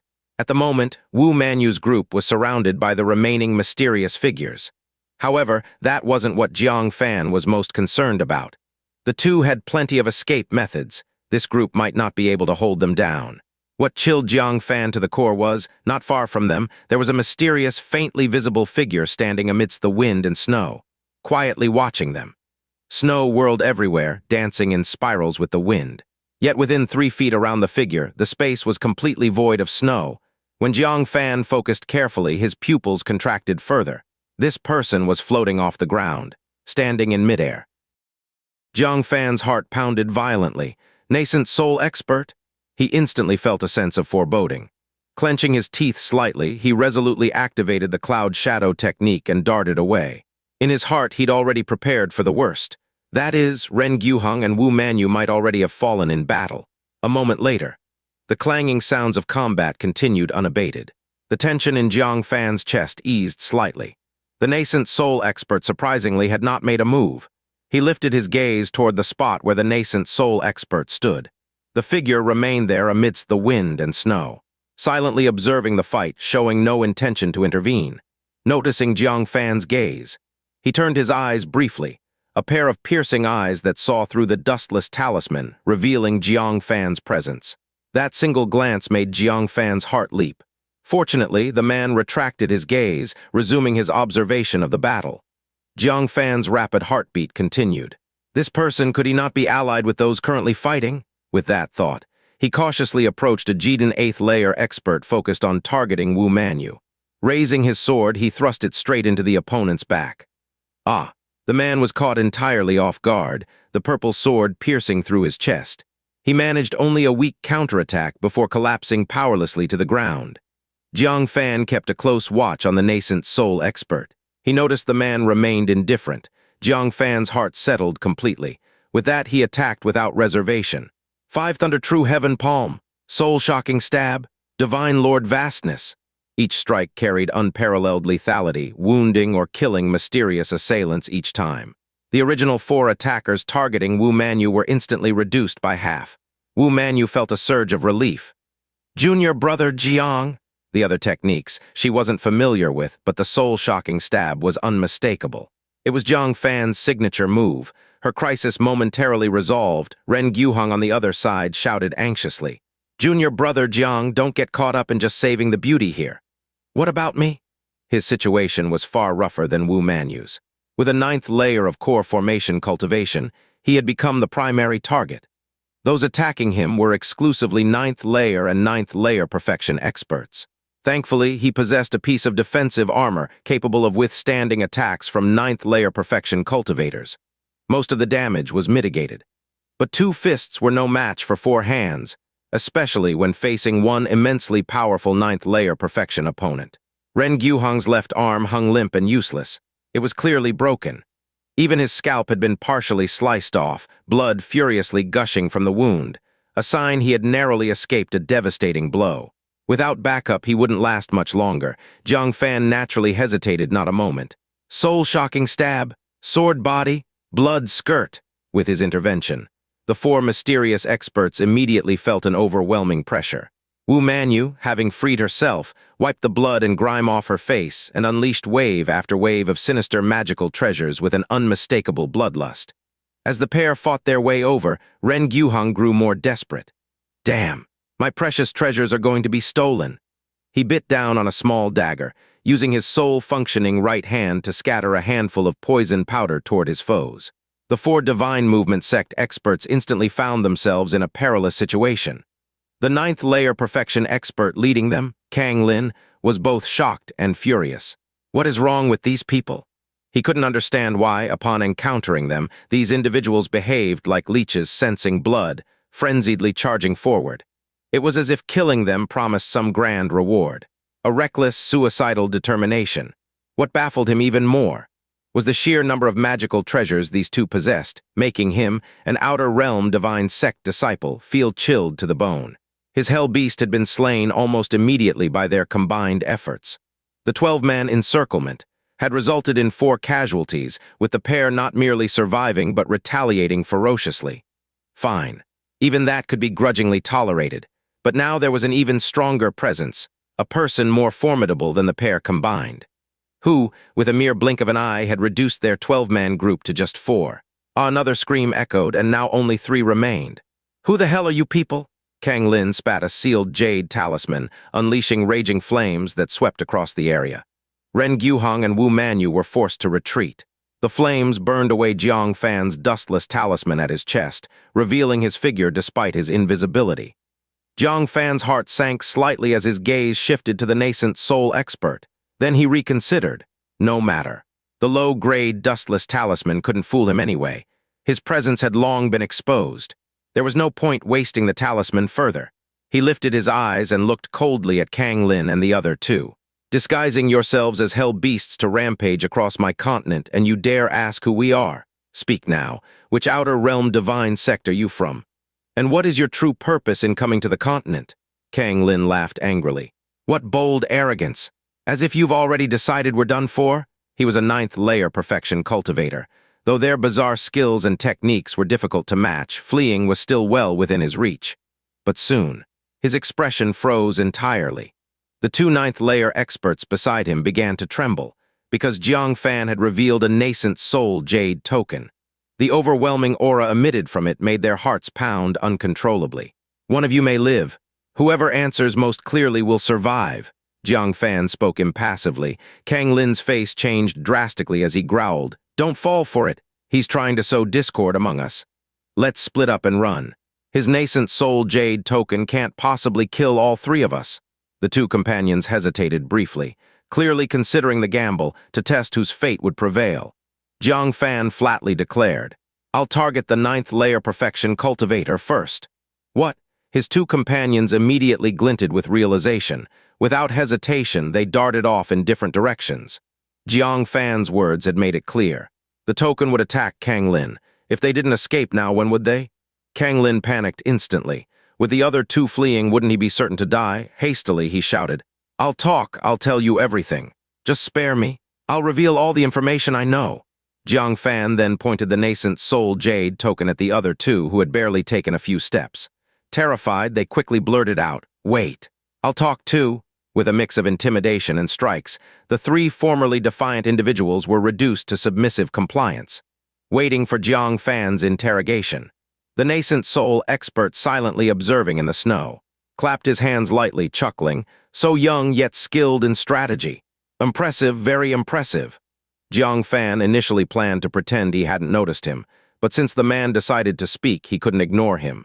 While keeping an eye on Kang Lin and the others, Jiang Fan respectfully saluted. Junior disciple of the heavenly mechanism pavilion greets the elder. Before such a mysterious powerhouse, identifying oneself was necessary. I see a disciple of Yun Tianzhu. The man casually mentioned the heavenly mechanism pavilion master by name and nodded slightly. Seems he's taken in 3 quite capable disciples. Jiang Fan couldn't determine his identity and cautiously tested. May I ask, Elder, do you have instructions for us? The nascent soul expert saw through Jiang Fan's probing and smiled faintly. No need to be tense, I'm merely passing by. Thought I'd watch a few young ones fight, pure curiosity, nothing more. Jiang Fan exhaled a deep breath of relief. though inwardly he couldn't help but think, nosiness, truly an inherent trait regardless of cultivation level. Well then, carry on. He stepped lightly into the void, preparing to leave. Before departing, he seemed to recall something and asked, "By the way, since you're from this continent, I'd like to ask you about someone." Jiang Fan, Ren Guheng, and Wu Manyu fixed their attention on him. The man spoke while gauging their reactions. "I'm looking for someone. He is the deputy leader of the Jiangshan first-class building. His name is Yan Dayan." Fan's heart betrayed him, beating twice uncontrollably. What was terrifying was that this person actually noticed, glancing over at Jiang Fan with a hint of surprise. "You've heard of it?" Jiang Fan's heart chilled. What realm was this person at? How could they be so fearsome? Even his abnormal heartbeat couldn't escape notice. Thankfully, Jiang Fan was someone with exceptional composure, quickly steadying his heartbeat. He avoided showing any sign of nervousness. He cupped his hands and said, "This junior has indeed heard of it." Oh, the man immediately descended, his expression expectant, and asked, "Where is he? If you can provide an accurate lead, I'll gift you a nascent soul jade token." Hiss. Jiang Fan was secretly shocked. Was Yan Dayan that important? Merely providing information could earn such an extravagant reward? Feigning excitement, he quickly replied, "Reporting to Senior. I once saw him during the Nascent Soul battle in the Demon Race Northern Territory." The Nascent Soul expert nodded slightly. That wasn't much of a clue. On that day, so many Nascent Soul experts besieged the ancient giant, and Yan Dayan was among them. However, he refocused on Jiang Fan, his gaze profound. "How do you recognize Deputy Building Master Yan? This is his first time coming to this continent." He had keenly detected a trace of inconsistency. Jiang Fan forced himself to control his heartbeat, ensuring he showed no abnormality, and said, "To be honest, this junior once had the fortune to witness a battle between Green Crane Master and Deputy Building Master Yan.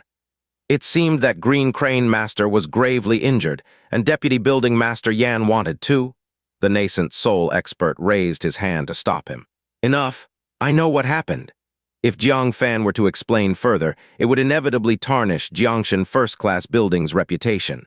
Spreading it farther could provoke dissatisfaction from the 10,000 tribulations holy temple toward Jiangshan first-class building. "And what of the outcome?" he asked. Jiang Fan replied, "Green Crane Master suddenly grew stronger and the two fought to a draw, ending their fight after a few moves. In the end, they each went their separate ways. This junior has not encountered him since." The nascent soul expert squinted slightly, muttering, "That old fox Green Crane Master, even I must tread carefully around him. Deputy Building Master Yan attempting to subdue him truly was wishful thinking." He shook his head. Looking at Jiang Fan once again, he said, "The information you provided is of limited value. It doesn't take me closer to finding Yan Dayan. The nascent soul jade token reward cannot be granted." Jiang Fan secretly exhaled in relief. Getting away with deception was a blessing. He didn't dare expect any reward. "However, you did provide something after all. I can gift you a small reward." In one hand, a partially consumed jug of wine appeared, its fragrance intoxicating, stabilizing spiritual power within the body. In the other hand, several thumb-sized broken crystals appeared. One is moon-viewing wine. Drinking it can stabilize your spiritual power, eliminating concerns about shaky foundations. The other is Ghost Soul Crystal, capable of entrapping remnant souls, able to seal nascent souls at best, though it's already shattered and might only work on core formation realm souls now. Choose one. It sounded like discarded scraps he didn't care about. But what nascent soul cultivators regarded as trash could be treasures for a core formation cultivator. Take the wine, for instance. If Jiang Fan drank it, his recent breakthrough to the 7th level of core formation would allow him to consume the 1,000-year-old clam meat and directly ascend to the 8th layer without wasting time consolidating spiritual power. The Ghost Soul Crystal, Jiang Fan pondered to himself. Could he use the mountain river tripod to refine the fragments back into a single piece? If he could, he'd obtain a magical treasure capable of sealing nascent souls. "I want both." Jiang Fan blinked. The nascent soul expert smiled faintly. "An unsurprising answer. But I am a merchant. I don't do losing trades. You provided one piece of information, so you can only pick one." Jiang Fan quickly considered. To this expert, both items were clearly insignificant. Even giving both away wouldn't bother him at all. But he had his principles, it seemed. "Do you have any other questions? If I happen to know the answer, I can provide you with one additional piece of knowledge," Jiang Fan offered. After all, he had nothing to lose. If by chance he truly knew the answer, why not benefit? The nascent soul expert laughed heartily and said, "All right, I'll ask one more. If you can even give me a shred of useful information, I'll gift you both. 1,000 years ago, an ice and fire demon lord perished on this continent. If you can provide any leads," before he could finish speaking. Jiang Fan thought aloud, didn't he have a palace called the Fire Heavenly Palace? The nascent soul expert's expression suddenly froze. His hands, like iron claws, gripped Jiang Fan's shoulders tightly, exclaiming in shock. You know, where?" Jiang Fan winced at the pain in his shoulders. He quickly said, "Senior, please ease your grip." The nascent soul expert immediately released him, regaining his composure, and said, "Apologies. It was just too unexpected." He directly shoved all the items into Jiang Fan's hands. "Take it all. If you can pinpoint the location accurately, I'll also give you the nascent soul jade token I promised earlier." Jiang Fan's eyes lit up, and he asked, "Even if the place has nothing left, is that acceptable?" The nascent soul expert replied, "The possessions of the ice and fire demon lord aren't so easily taken. You only need to provide the location. Leave the rest to me." Jiang Fan was overjoyed. He immediately said, "Head directly south to a place called Tai Lake. At the bottom of the lake lies an ancient ruined palace known as the Fire Heavenly Palace. Most likely, only broken bricks and debris remain." The nascent soul expert murmured the words Tai Lake to himself, then decisively produced a nascent soul jade token and tossed it to Jiang Fan. Jiang Fan froze and said, "Senior, shouldn't you verify first? You're giving it to me just like that?" He had expected the other to journey to Tai Lake to confirm. The nascent soul expert shook his head. "No need. You're a smart man. For a nascent soul jade token, you wouldn't dare offend a true nascent soul expert. And even if I were fooled, I could always visit the Heavenly Mechanism Pavilion to find you. Your pavilion master wouldn't be able to protect you." With that, he waved his hand slightly. "Farewell for now." At that moment, Kang Lin's eyes flashed with a sharp gleam. Suddenly bowing, he said, "This junior, Kang Lin, a disciple of the Divine Movement Sect, pays his respects to the Jiangshan first-class building owner. I humbly request the building owner to make a transaction with this junior." What? Jiang Fan's pupils contracted violently.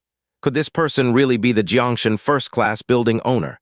No wonder he dared declare that the Heavenly Mechanism Pavilion Master couldn't protect Jiang Fan. To oversee the vast commercial empire of Taikang State, unafraid of the outer realm Divine Sect's predations, the building owner must undoubtedly possess unfathomable peak strength.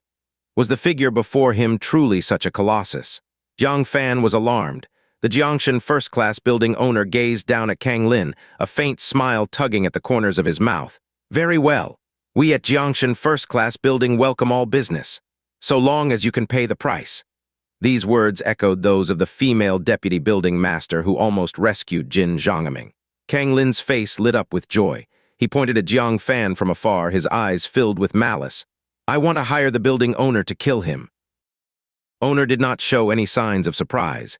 His face bore a warm smile, as if discussing business revealed a less lofty side of his character. "For me to act, it's very expensive. Even your master might not be able to afford it.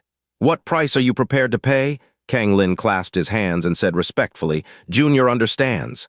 But this time, I've brought some astonishing intelligence. That's why we've come here." The Jiangshan first-class building owner chuckled. "Let's hear it then. If it matches the price in my heart, I'll kill that person for you." Upon hearing this, Jiang Fan's heart grew cold. This was a true businessman, utterly devoid of sentiment, even though things had just seemed amicable, even slightly admiring. But in the blink of an eye, so long as the price was sufficient, he would not hesitate to kill you. Thinking of this, Jiang Fan pondered whether he should also offer some rare treasures to the Jiangshan first-class building owner to negotiate.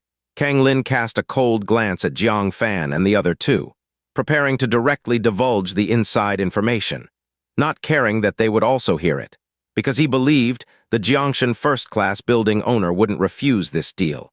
And once the deal was struck, Jiang Fan and the other two were bound to die.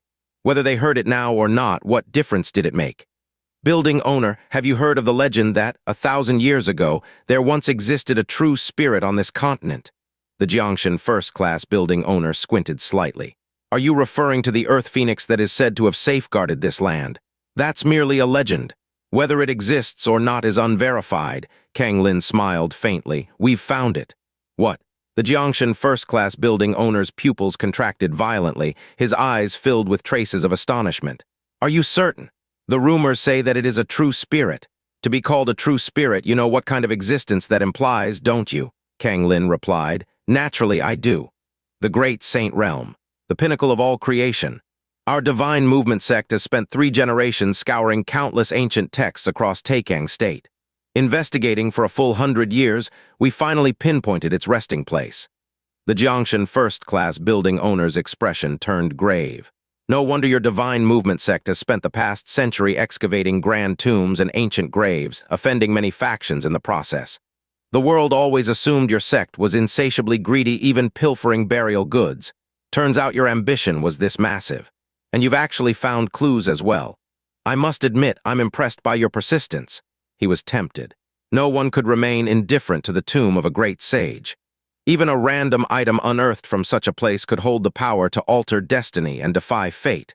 Yet he did not immediately agree. Instead, his eyes gleamed sharply as he remarked, should word of this get out, you're aware of the consequences, aren't you? Let's not even mention whether the bloodline descendants of this great sage will trouble you. Just the esteemed sects and major religious orders in Taikang State alone would come knocking. At that point, rivers of blood would be the least of your concerns. If someone adds fuel to the fire, it could very well result in the annihilation of your divine movement sect. Kang Lin confidently replied, that's why we've remained dormant until now. Even when we confirmed the existence of the Earth Phoenix's tomb 10 years ago, we didn't dare act rashly for fear of leaks. It wasn't until today, with the Hell Beast's reemergence, that we finally seized the opportunity, amid the chaos on this continent, to use the Hell Beast as cover to stealthily rob the Earth Phoenix's tomb.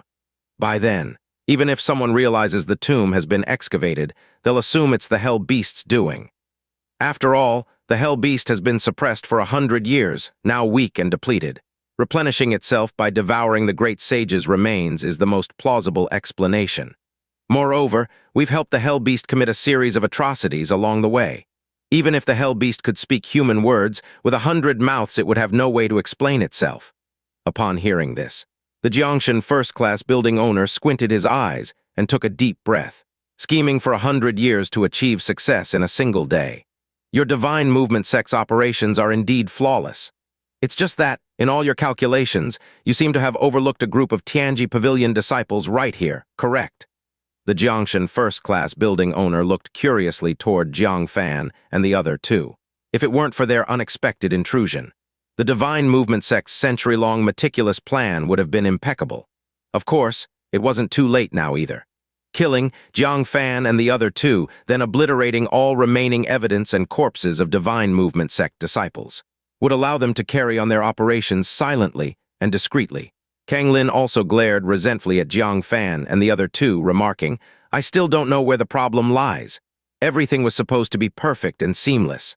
Yet these three somehow saw through the false trail of Hell Beast clues we laid, and spared no effort to hunt us down.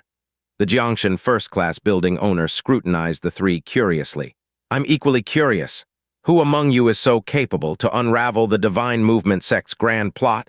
Even I couldn't discern the inconsistencies. He had visited the crime scenes himself.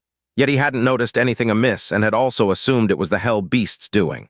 Of course, it's the brilliant and charming me.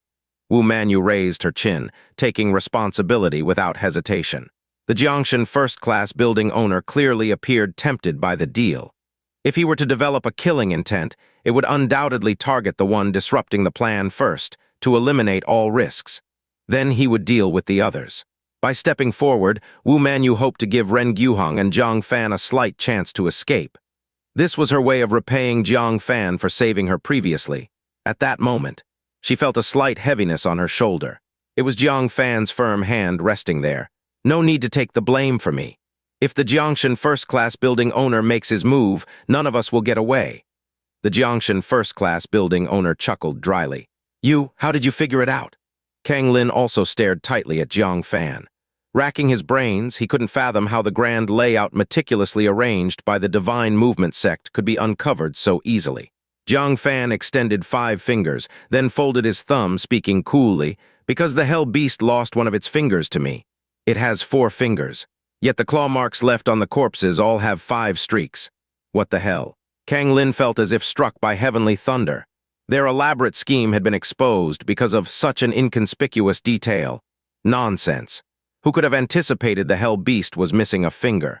The generations of Divine Movement Sect ancestors racking their brains would never have guessed this.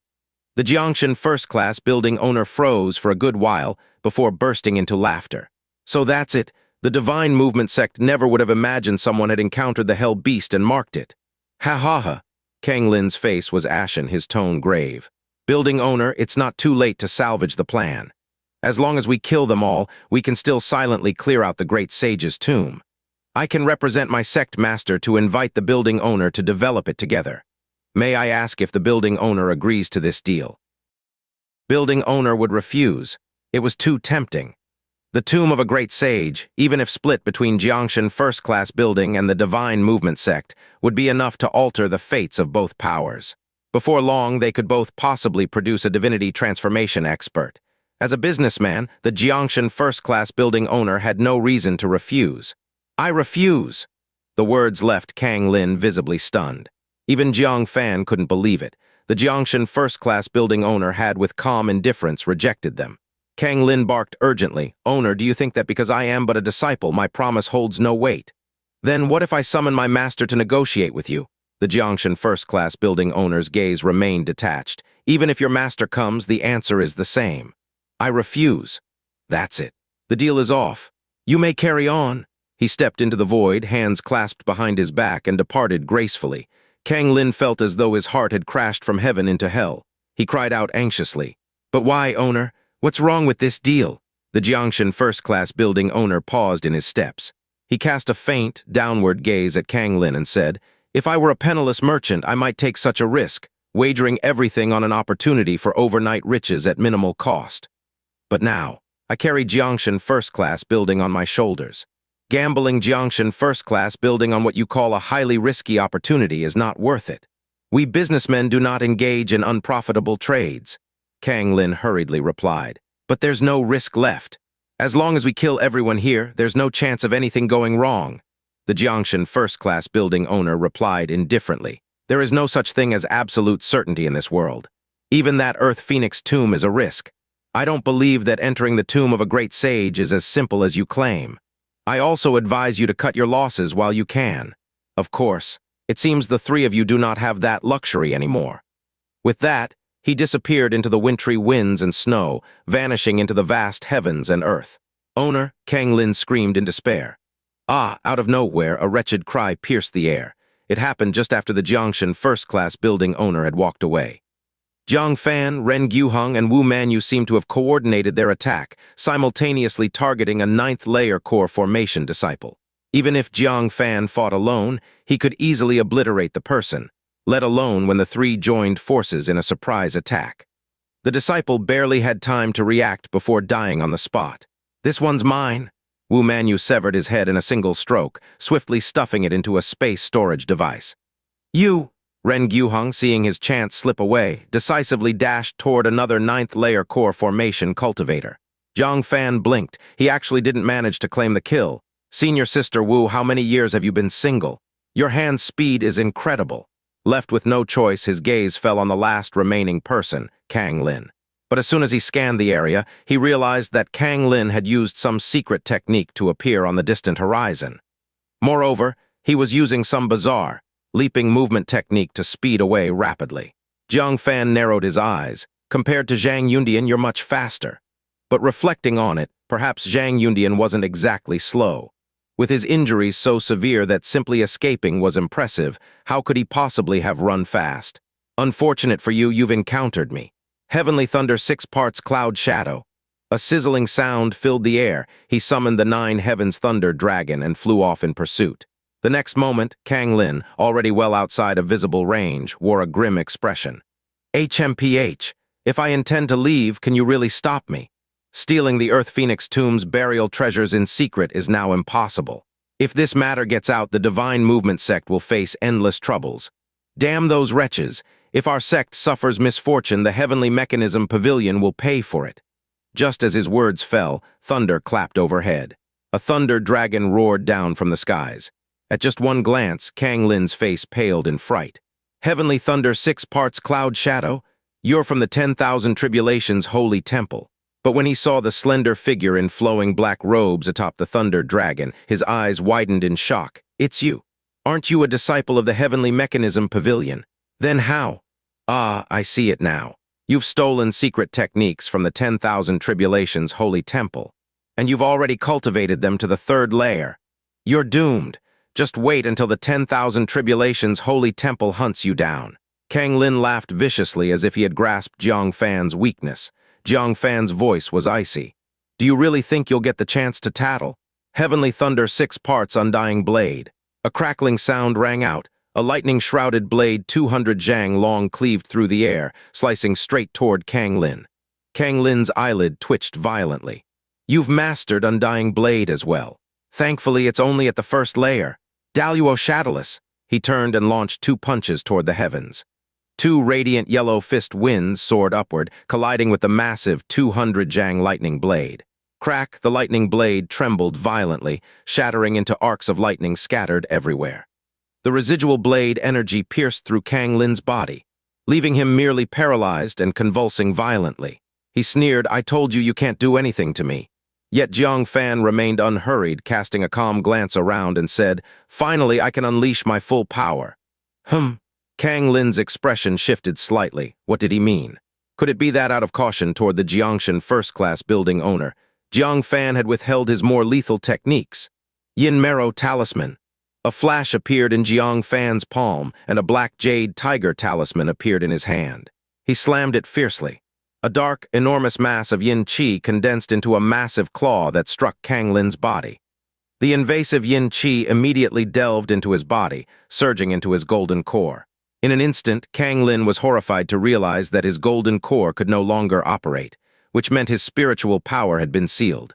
5 magnetic divine light. Swish.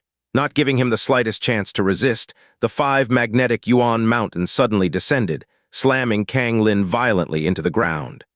Powerful divine light instantly enveloped him, but Kang Lin was no ordinary opponent. In the instant he was struck down, he decisively used the last bits of spiritual power within his meridians to activate a space talisman. Whoosh! Before the divine light could fully envelop him, he vanished in an instant. Jiang Fan's expression darkened. Even with his spiritual power sealed, he still managed to escape, but he wouldn't get far. Jiang Fan's gaze turned toward the direction where the spatial energy had dissipated. He summoned the Thunder Dragon and pursued at high speed. Each instance of instantaneous movement covered several dozen li. After absorbing the thunder power from the thunder pool, the cloud shadow technique could now be sustained for 8 uses, up from its initial 5. This was enough to span over 200 or 300 li, but a space scroll's range was only slightly over 100 li at best. Whoosh! After several claps of thunder, Jiang Fan indeed caught up with Kang Lin. At this moment, wrapped in yin qi, Kang Lin was attempting to expel the invasive qi by swallowing spirit pills to restore the functioning of his golden core. But Jiang Fan caught up far too quickly. Kang Lin felt a wave of despair in his heart. How could this be? 5 magnetic divine light! A low shout. The 5 magnetic Yuan mountain descended again, its dispersing divine light instantly enveloping Kang Lin. Not only was Kang Lin deprived of his spiritual power, but even his physical strength left him powerless. His body went limp, unable to move. What is this? Jiang Fan landed. Without uttering a word, he launched a bizarre, lightning-infused force from his palm toward Kang Lin's chest. Kang Lin's face turned pale. Void Flow Thunder Force?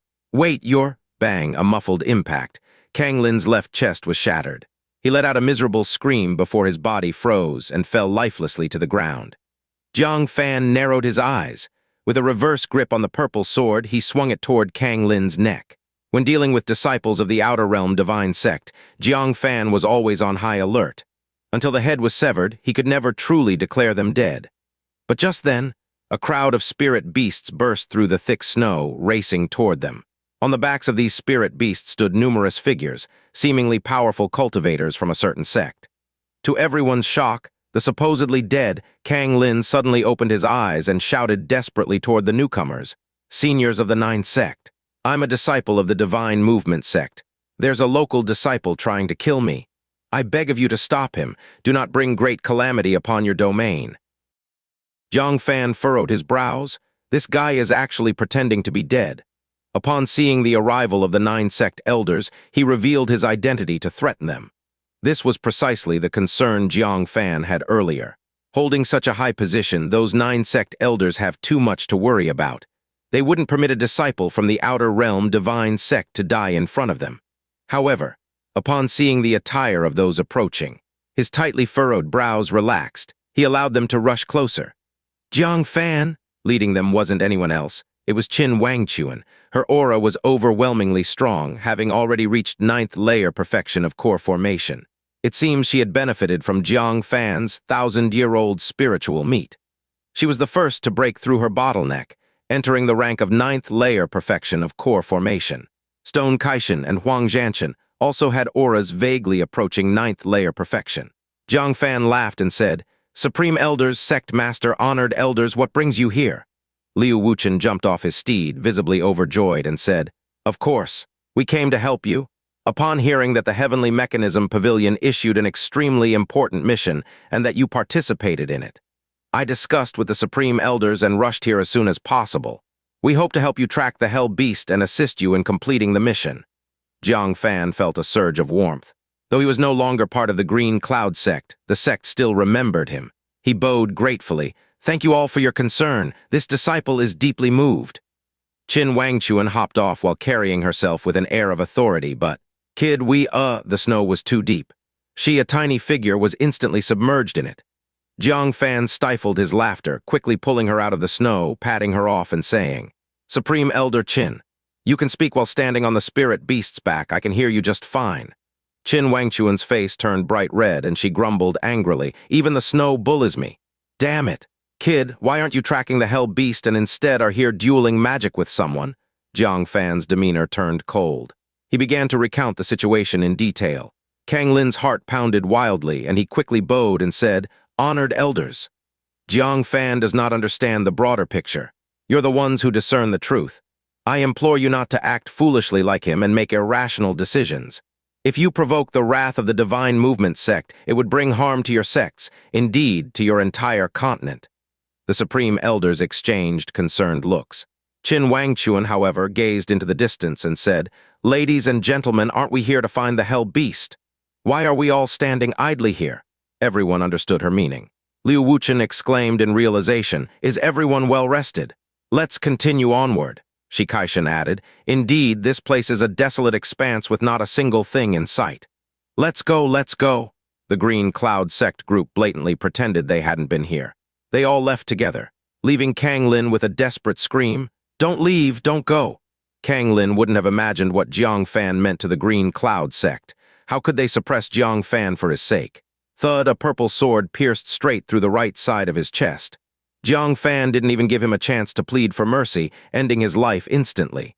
Kang Lin's eyes widened, blood gushing from his mouth.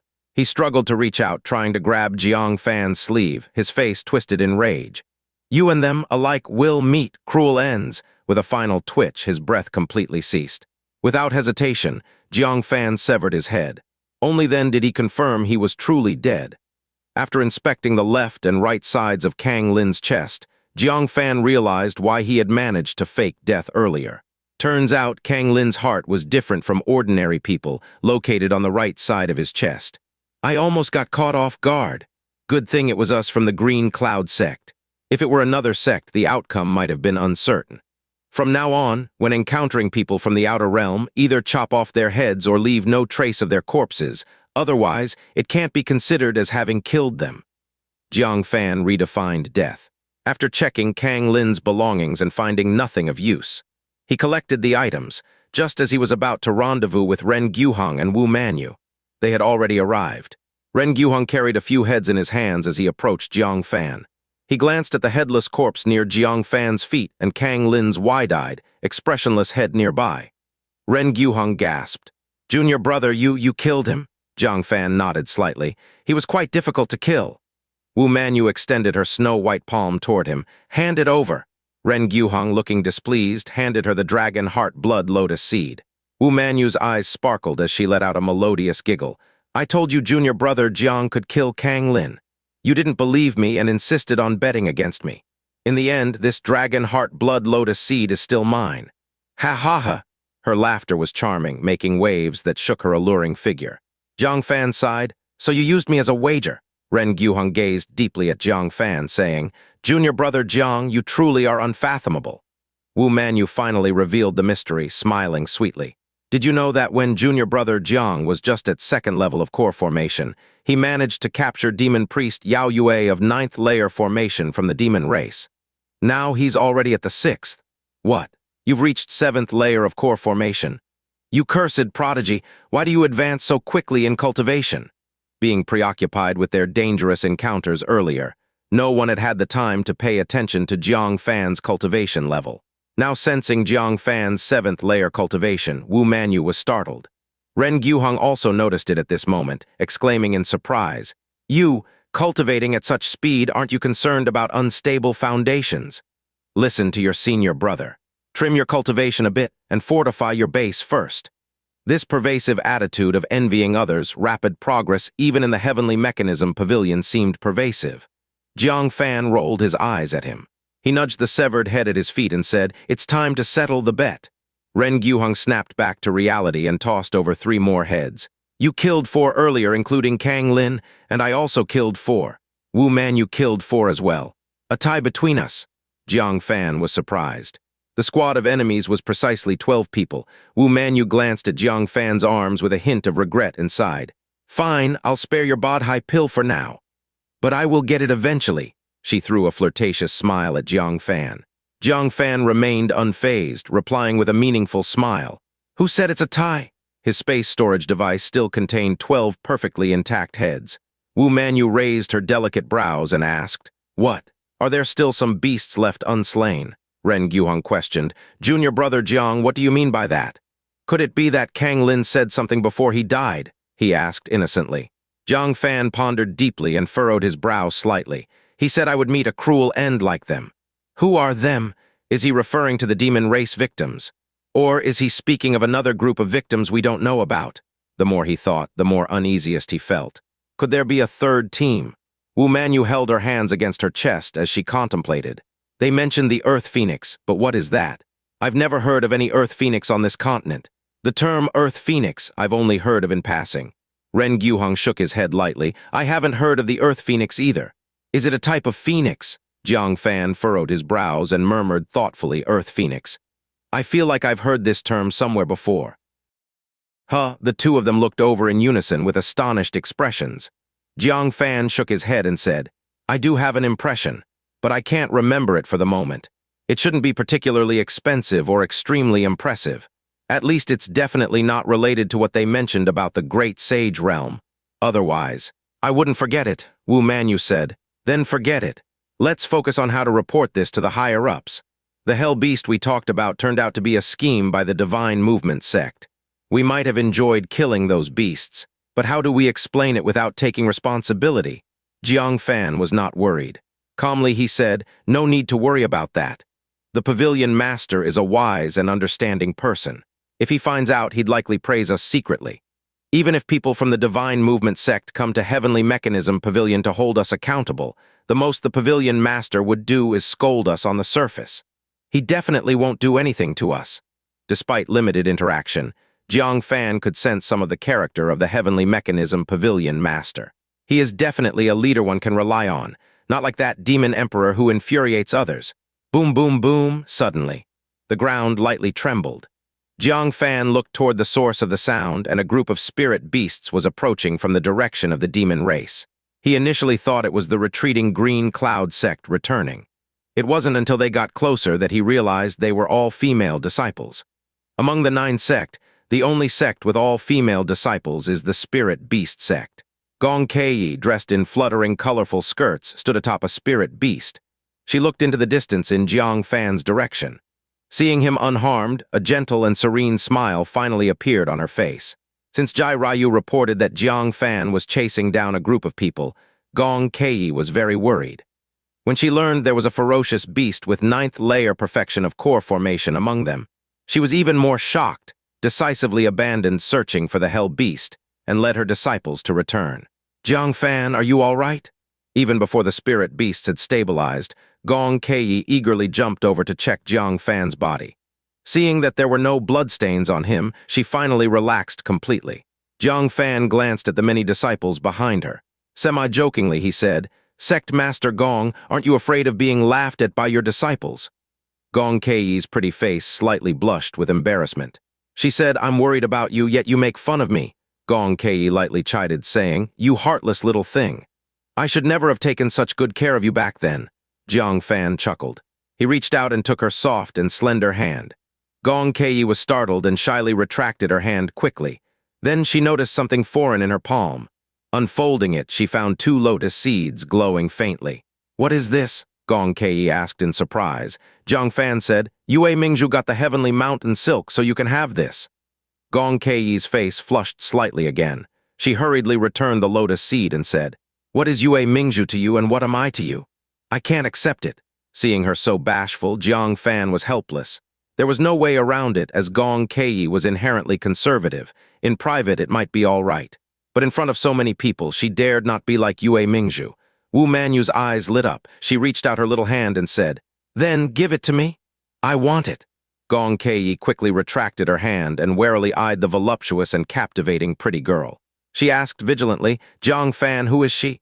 Wu Manyu cheerfully introduced herself. "I am junior brother Jiang's beautiful senior sister. The lotus seed of the dragon blood lotus. If you don't want it, I'll take it for you." "I don't mind being compared to any Yue Mingzhu." Gong Kei frowned. She tucked the lotus seed into her sleeve, glancing at Jiang Fan lightly.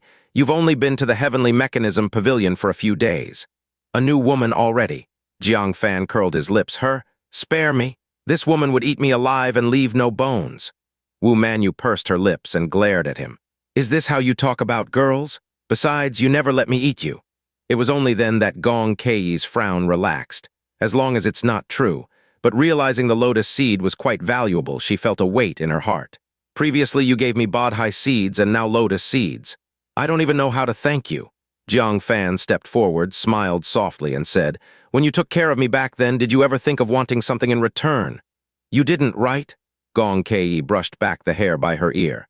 The afternoon of that day surfaced in her mind. By the roadside of Green Cloud City, a young boy loudly hawking, offering free trials of beauty cream. And that half a year has passed since then. A feeling of tenderness welled up in her heart, and she said, "All I gave you were 2 bottles of Earth Phoenix grass juice. Not worth much. How can it compare to what you've given me?" Jiang Fan smiled fondly. Fragments of their initial encounters involuntarily surfaced in his mind. During his life's lowest point, Gong Kei was the kindest and most gentle elder to him. Those moments he could remember for a lifetime. Wait a minute. Jiang Fan's smile suddenly faded. "Earth Phoenix grass juice." He finally remembered why Earth Phoenix sounded so familiar. The liquid Gong Kei gave him to enhance his early-stage foundation establishment was called Earth Phoenix grass juice, wasn't it? He remembered that this juice was unique to the Spirit Beast sect. It required special spirit beasts to burrow underground to extract it. He hadn't recalled it before, because the reputation of the Earth Phoenix True Spirit was too grand. Earth Phoenix grass juice seemed entirely unrelated. That's why he couldn't subconsciously connect Earth Phoenix True Spirit with Earth Phoenix grass juice. Now that Gong Kei brought it up, he suddenly understood. A troubling thought emerged in his mind. Could it be that the so-called Earth Phoenix's tomb is underneath Spirit Beast sect? The Earth Phoenix grass juice is spiritual liquid nurtured by the influences of Earth Phoenix's tomb. This could explain why, in all of the 9-sect land, only Spirit Beast sect has Earth Phoenix grass juice, and no other sect has heard or seen it. If that's the case, then could it be Kang Lin was referring to them when he was dying? He looked at the elite disciples behind Gong Kei. His heart sank as he said, "Sect Master Gong. Is everyone else in the sect?" Gong Kei awkwardly explained in a low voice. "Helping you find the Hell Beast was my personal matter. I couldn't possibly invite the Supreme Elder and other elders. Mobilizing these elite disciples was already mixing personal interests with public matters." Jiang Fan's heart sank even further. He asked gravely, "May I ask how the name Earth Phoenix grass juice came about?" Gong Kei was puzzled. She found it strange that Jiang Fan would ask this question. At his current realm, he shouldn't need such low-tier spiritual liquid as Earth Phoenix grass juice. But after thinking for a while, she vaguely said, "I remember it was during a certain generation when a sect master inadvertently entered the underground. Later, they brought back a bottle of spiritual liquid and named it Earth Phoenix Grass Juice. Since then, Earth Phoenix Grass Juice has been a unique spiritual liquid of our spirit beast sect. Strangely enough, for hundreds of years there's always been ample supply, like it's inexhaustible. Why do you suddenly ask about it? Jiang Fan felt as if his heart sank to the ocean floor. He urgently and hastily said, "Quick, back to Spirit Beast Sect. I hope my guess is wrong." Sect, rain fell from the sky. The muddy mountain path was being washed by the rainwater overflowing the stairs, streaming down noisily. But it was different. Today's rainwater was unnaturally red. Gong Keiyi's palm trembled, her eye corner twitching uncontrollably. Gripping Jiang Fan's arm, she pleaded in a near-begging tone, "Jiang Fan, please tell me they're all okay." Her nails dug in hard. They pierced into Jiang Fan's arm, tiny streams of blood seeping through the black fabric. Unfazed, he wrapped his arm around Gong Keiyi's slender shoulder and said, "Later, don't look at the ground. Find anyone still alive. Save as many as you can." In an instant, he turned to the Spirit Beast Sect disciples behind him and ordered, "Go far away, hide yourselves. Don't follow. Brother Ren, Senior Sister Wu, help me rescue people. Afterward, I'll give each of you a Bodhi pill." Wu Manyu shot him a cold glare. With a flick of her sleeve, she sped up the stairs, rushing toward the mountain peak. Ren Gyuheng also cast him a detached glance and said, "Who are you looking down on?" Jiang Fan's heart trembled slightly. He cupped his fists in apology. "I'm sorry." Though their methods might be ruthless and cunning during normal resource disputes, when faced with great righteousness, they stood straighter than anyone. Bringing up the Bodhi pills as an incentive during this crisis was undoubtedly an insult to them. Killing intent surged in Jiang Fan's heart. He turned to the trembling Gong Keiyi in his embrace and said, "It's time. Don't look at the ground, rescuing lives comes first." If anyone could still be saved, that is. Rip, summoning the Thunder Dragon, he took her and rode it upward. In an instant, they arrived at the peak of Spirit Beast Sect's mountain. In front of the once spacious task hall, countless fragmented corpses lay scattered. Under the rain's wash, the waterlogged ground resembled a pool of blood. Jiang Fan didn't look but instead sharpened his ears to listen for sounds nearby. Clang! The distant sound of combat reached him. Under normal circumstances, a sudden noise of fighting would make one's heart tighten. But amidst the deadly silence here, it brought a sense of hope. Like the cries of a newborn baby, it heralded new life. Where there's fighting, it means there are survivors. Jiang Fan murmured. Light sparkled in Keiyi's eyes.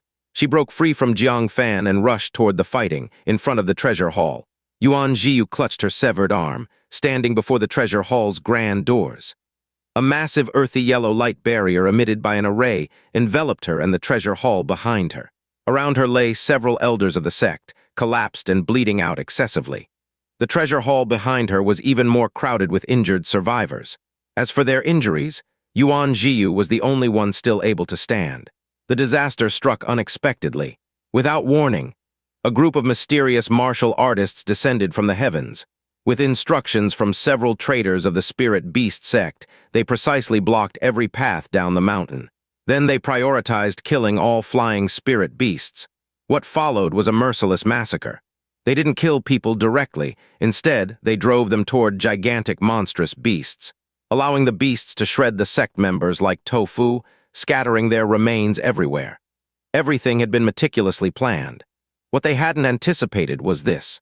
During the Boundary Mountain battle, the Spirit Beast Sect used the merit of their efforts to exchange for an array from the Heavenly Mechanism Pavilion's treasury, capable of resisting attacks from someone with 9th layer perfection. The sect master had secretly placed it in the treasure hall. It was this array that became the last refuge of the survivors, but only temporarily. Boom! A monstrous, sinister claw slammed against the earthy yellow light barrier, making it tremble vigorously. Before it could stabilize, another claw struck it heavily. And then came the 3rd, 4th, and 5th claws outside the barrier. A total of 5 monstrous beasts relentlessly attacked, causing the light barrier to weaken at a visible rate. Crack!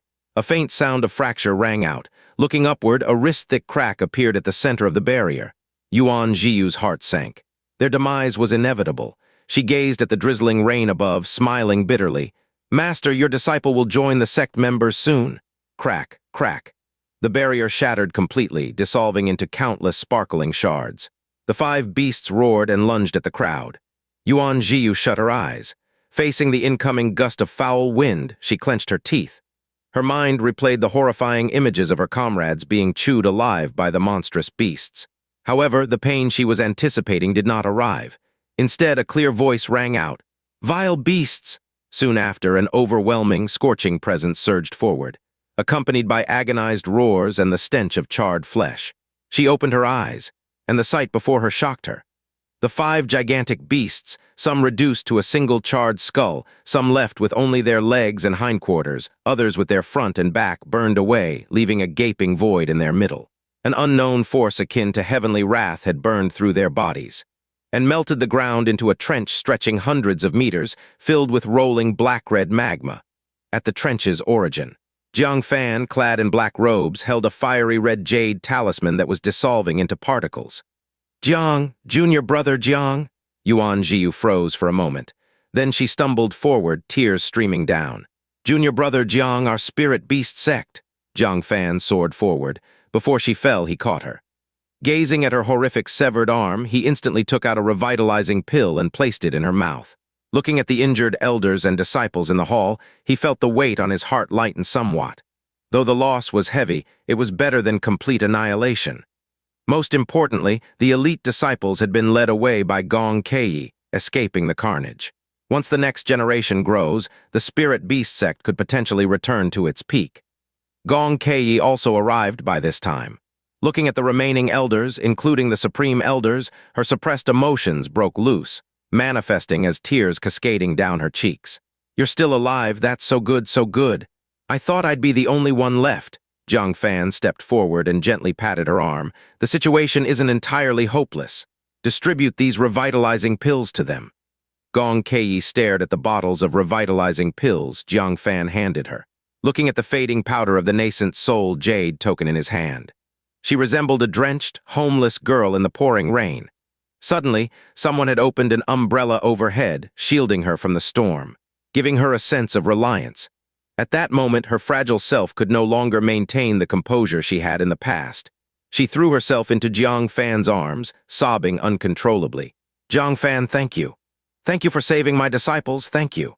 If not for Jiang Fan, who used the precious nascent soul jade token to eliminate the monstrous beasts in time, the spirit beast sect senior members would have been wiped out, leaving only Gong Kei. Jiang Fan gently held her trembling figure. He kissed her forehead softly and said, "Between us, there's no need for thanks. Quickly distribute the revitalizing pills and lead them to safety." Gong Kei lifted her tear-streaked face and asked, "What about you?" Jiang Fan's eyes turned cold. "Someone needs to answer for the souls we've lost." At that moment, Ren Gyuheng's urgent voice echoed, "There's a hidden passage here." Without a doubt, it led to the Earth Phoenix Great Sage's tomb passage.